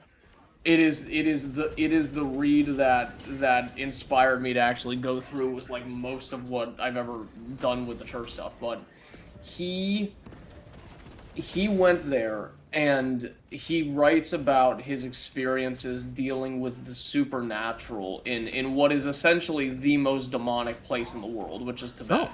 It is pure evil there. And keep in mind, I don't know if I've ever really explained this to you about Buddhism, but the Buddhist religion, the way I describe it constantly is the two closest sects of Buddhism are more far away from each other than the two farthest kinds of Christianity are from each other. Okay. It is a wildly varied religion depending on what part of the world you're in. Sure. And you know, this goes all the way from like, you know, little yoga chicks doing like their little 160 hertz bowls or whatever they are, and their all the way down to pedocannibalism. Oh. Well, you don't want to miss that, I suppose. That's quite the... Yeah, as like a ritual thing too. So you know, like to that end, like he goes to Tibet and he experiences that, and he experiences the summoning rituals and the astral projection, and like the fortune telling and everything that they do inside of there, and then after he leaves, he goes to Mount Athos in Greece, and he meets Saint Paisios, who Saint Paisios is. I would confidently say at this point the most prolific Orthodox saint that has existed in the past 100 years. Okay. I don't think there's really any contest on that. No, I mean maybe Saint Nectarios of Egina, maybe Saint Nectarios, but it's like or like Saint Raphael. Well, no, Saint Raphael Brooklyn was way before our time, but anyway, so like literally like this theological and spiritual giant, like this practitioner of the spiritual life that nobody came close to as far as like what he was able to extrapolate about the soul, and he goes to visit him, and like the whole book presents like this. I suggest the read to everybody because it doesn't. It rejects atheism as like a premise entirely, and like recapitulates things into like these are the true two deep ends of spirituality. This is it. This is what both sides look like at their most intense forms. Because it's interesting, because like he starts with like low level like party trick spirituality is like how the book starts. Like, oh, this guy's got a tarot deck and this guy reads palms and like shit like that, and then he like works his way up to like Hindu gurus, and it's kind of cool how you see like the entire hierarchy of it. Okay. Yeah, it's awesome. It's such a good read. And then he goes to India and he sees people that are like revered as like living gods. Yes. Now, here's the trick. So, a very close friend of mine, I can't say who, Right. is who is not the author of this book. I'm friends with the author of this book. I met him through my chanting instructor when I was a young man. Another friend of mine also knew Saint Baisios personally, and he is in possession of the part 2 of this book. There's 2 parts of this book. The second part was never published. Oh. Because what happens inside of that book is so evidently evil. I'm saying evidently because I'm not identifying if I've actually read it or not. Aha. What is inside of that book is so evil, or whatever the case, whatever is in that book, God does not want people seeing. Ah. Because every time they've tried to publish it, the building burned down. Nice. This has happened twice. Every time it has ever tried to get sent around, the file corrupts. Oh. It is I kind of just use that as the anecdote of like how horrific Tibetan Buddhism is. Okay. It is the most destructive, evil religion that could ever exist. It is eons beyond Islam, if you could possibly believe it. The part 1 like gives people nightmares, and that's him holding back. Hunt says, turns out the book is just the script to My Little Pony. All like the most My Little Pony. Oh no! Tell him to stay away from mason jars. I don't want. Friendship is magic. No, no. God damn it. He's got jar knowledge. I didn't know about that until I was like a grown man, and I'm happy I didn't learn it any earlier, because I don't think I'd be able to handle it. No. Jar knowledge is no way no. Like an SCP cognito hazard. It's just like It is. You know, There's like the king light, in fun yellow. cognito hazards that are abundant in the internet, and that's one of awful, them. but it's still light and fun compared to like the legit, oh no, don't look at that, oh no, don't listen to that, like no, seriously, don't. You know, that is, I'm actually happy. I'm really happy you brought that up, because the SCP stuff is actually like another great example of like modern storytelling done right. I love Yeah, that well, stuff. it was. I love It was infiltrated, was but before it was tragic. infiltrated, it was, god damn it, It was so like last seconds. fucking Snatched maybe defeat from the 6 jaws of years victory. ago. It was so good. Well, what I mean, because like was look, so I am a tourist in SCP stuff. Sure. I'm going to say that admittedly. My extrapolation is read some of them, like a couple, and go and just like kind of watching the YouTube videos in the background about that stuff. But I know enough to like know like what's the who does most of like the most coherent stuff. What is the Cactus Verse guy, right? Yeah. And Yeah. then like the Explore series is also pretty good. Well, that's how I know about any of it, because I only watch Explorer series stuff like in my free time. But it's No, like I used to be so disgustingly into. I think I'm gonna get back into it. I think I'm really gonna get back into it. I think I like get back into it like every one. You know what's No. my You need to finish multiplayer game? KOTOR. You need to finish KOTOR, and then you can get back into SCP. You know what's my favorite multiplayer game that I just play like fucking every day? What, the one that you made me get, and we have No. haven't touched. What? SCP Secret Laboratory. Oh, I do have that one. We should play that sometime. Yes, we should play it. It's like one of the dumbest games I've ever played. But it's like if SCP Containment Breach was multiplayer and retarded, and I love it. All right. Are you friend My slop maxed? Is that favorite. what I should understand?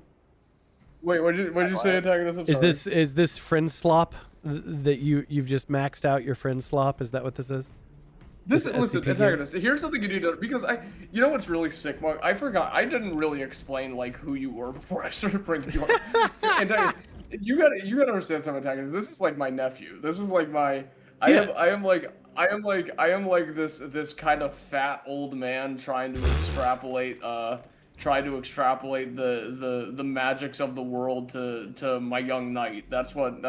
And don't worry, when you're elderly and broken at 26 years old, just like me, you will find your own. You'll find your own Wait. student.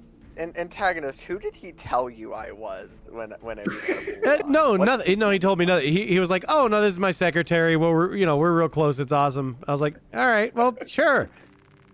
So you Okay. didn't expect this, whatever this is. Oh well, then I figured. Okay, so I figured anybody that he's close with, it's gonna be this. I figured there's only one way. Yeah. I figured there's only one way he can be close, and it would look an awful lot like this. And if it didn't look like this, it would be some horrifying thing. And like I do just like if it was really awful, I do just have the hang up button there. It's okay. It's funny because like fucking Yanni's gonna or the Orpho chat. No, you're allowed to say no. People know who I am here. I don't care. It's Okay. fine. He's like gonna be my godfather. We're like basically family, which is really fun. Yeah. Very nice. Oh no, and the worst part. No, the worst part is my sister's gonna be his godmother. Amazing. That does make us like actually family in like a real way. Yeah, Right? you're gonna be my. Oh man, I better be good in the weeks leading up to the baptism because that's a thing. I don't know if I ever explained that to antagonists, but I Oh, yeah, don't can know you anything not, about like, that kind of drag stuff me actually. down when I get the baptism and then like you put the oil on and I'm just like something's wrong. something's Oh, wrong. no. I feel a need to like run down the street like a Rottweiler and bark at No, like I'm blondes. just What picturing, like happens? you put the oil on my head, like my knees get weak and I'm just like, what have I done? What have I done? All my Not love for what have I productivity has left. And Oh, all it's been immediately replaced- gone. It's all been replaced just with like- Star Wars. It's with Star just Wars like- and Serbian chicks. What Oh. happened? I'm just like I need to lay on a beach and harass Polish girls Well, okay. while reading about Sith mythology. Fuck.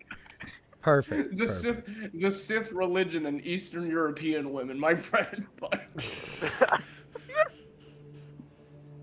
I'm just like I feel a sudden urge to go to the beach. It's over. It's over. Oh my goodness. No, okay. So anyway, and so antagonist. The way here's like a little element of the spiritual life. So when you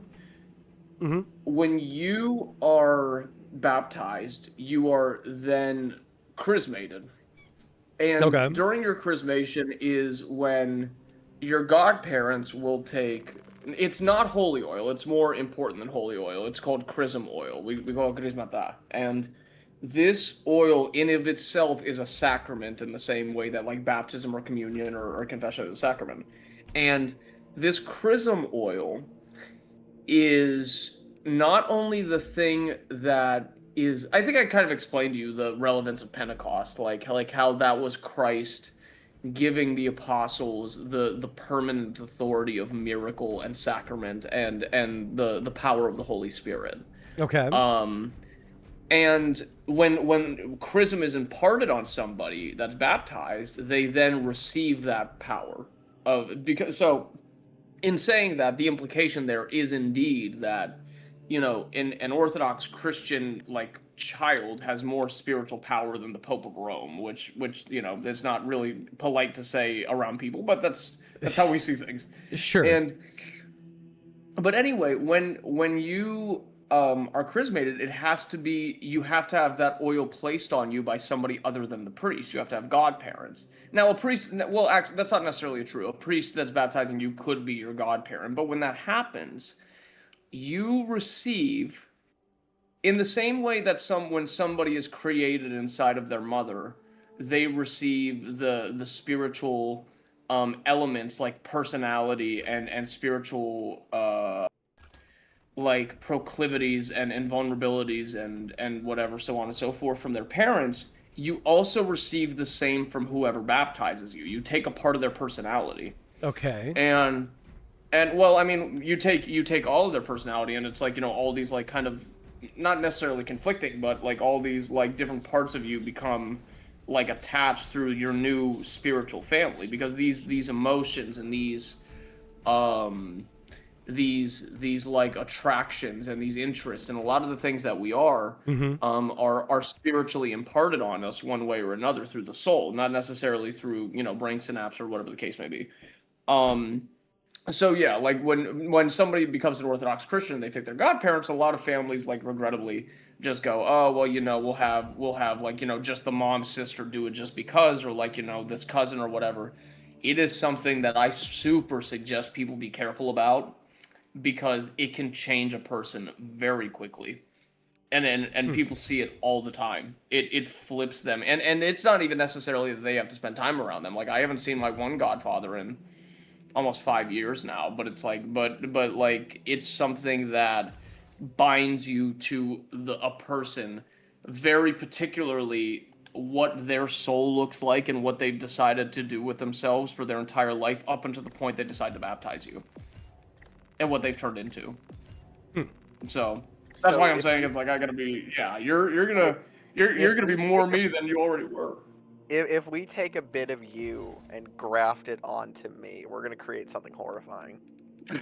I think that's the point, isn't it? Aren't you aren't you trying to really? Danny, it's gonna be you. It's gonna be me squared. I don't think this math is possible. I don't think this is how the world works. I don't think the world's gonna allow it, but Like, I'm just gonna get like shot, like lightning bolt at my baptism, and God's just gonna be like, I can't let this happen. I can't. There can't be more of them. Well, see, the other thing is antagonist. It's like, if you pick the right godparents, they'll get you some sick gold too. So that's gonna be my bribe. I'm gonna get you. I'll get you the Cuban link that you were born to wear as you were. Oh my god. As you are taking the throne of dressing like a black guy away from me. Oh no. Danny, my life is gonna be so funny. You realize that, right? Everything is so funny. Everything gets funnier by the day. Don't get that twisted. Ever. Oh man. Holy Oh, shit. man. Well, antagonist. Gentlemen. Yes. We've done 3.5 hours. Did you? Well, two of us have done 3.5 hours. Two of you have done 3.5 hours. I was sitting at a tiki bar in the first hour of us doing this, because I'm a tiki bar specifically. Yes, I was literally sitting at a tiki bar sweating my balls off. That was. Yeah, That was you do know that I already have a reputation of being the lazy one in my family, right? Amazing. Oh, You're buddy, gonna get ready. destroy me. Oh boy. Buddy, There's gonna be nothing left. Listen, my young apprentice, Lord Vader, you have no idea how much nothing you Lord can truly Vader. do. Oh my goodness.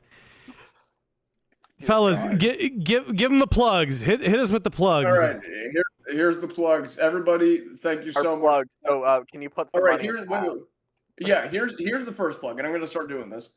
The antagonist is one of the dearest people that I've ever done a podcast with. Before any of you check out any of our stuff, go give him, like, if everybody watching this gives him $2 a piece, he will be able to buy a water-bound Ferrari that he can come visit me on, and he can come.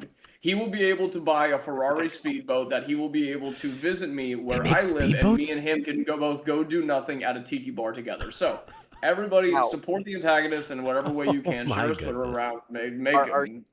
Our second plug reads, "Will work for food." Oh no! That is what the second plug says. I want this podcast to be so famous that the next stupid thing I say becomes an international crisis that is commented on CNN. International. Oh boy, I am doing my best to not be on CNN. That's my rapper name. My rapper name is International Crisis. So. Okay. Besides that, everybody, check out stplaunch.org to learn about St. Theonostos Press, our new publishing company, where we will be translating medieval and ancient Greek Orthodox works into English and Spanish. Please check out theorthochat.org to learn about our nonprofit and check out pieces of information on the great work we do, and to check out our podcast being the Ortho Chat, and check out global-orthodoxy.com check out some merch if you want some drip from the horrific mind of me. So, but besides that, thank you everybody for watching. Hopefully we'll do this again next week, and I'll be slightly more air conditioned and slightly less doing Slightly nothing. more air conditioned. That's a hell of a goal, sir. Indeed. I support this goal. All right, boys. Enjoy your Good night, evening, brother. fellas. Fellas. Pow. And then I'll give it a little bit of the... Uh-oh. Wait a minute. Where'd the window go? I got too many windows open. I got to streamline this shit a little bit. Okay. Oh, and then I got to turn off. I got to turn off one of these. I got to turn off one of those. Here we are, gentlemen. All right, so as you can see, the Catboy avatar needs work. Like a lot. It's not, I got to do the face tuning. It can't tell when I'm talking big versus when I'm laughing very well. I gotta set stuff up. But it gives me ideas. The mouth moving wasn't that bad. No, it wasn't awful, but the which kind of face it was gonna be, like it's got to be able to switch to the laughing immediately. All right. Let's see if we got anybody to raid. Monday. We got a Mr. Jamez on Monday. We can say hello to Mr. Jamez. Should have new Gladiodrome out either tomorrow or maybe the next day. The big live call on Twitter is kind of a nightmare to work with the audio for. So we're putting that together. And I feel like there was some other thing that I was supposed to say. I don't remember. I'll be back on Friday. We'll have more Star Citizen on Friday, of course. Unless something incredibly retarded occurs in the meanwhile. But for tonight, stream is over.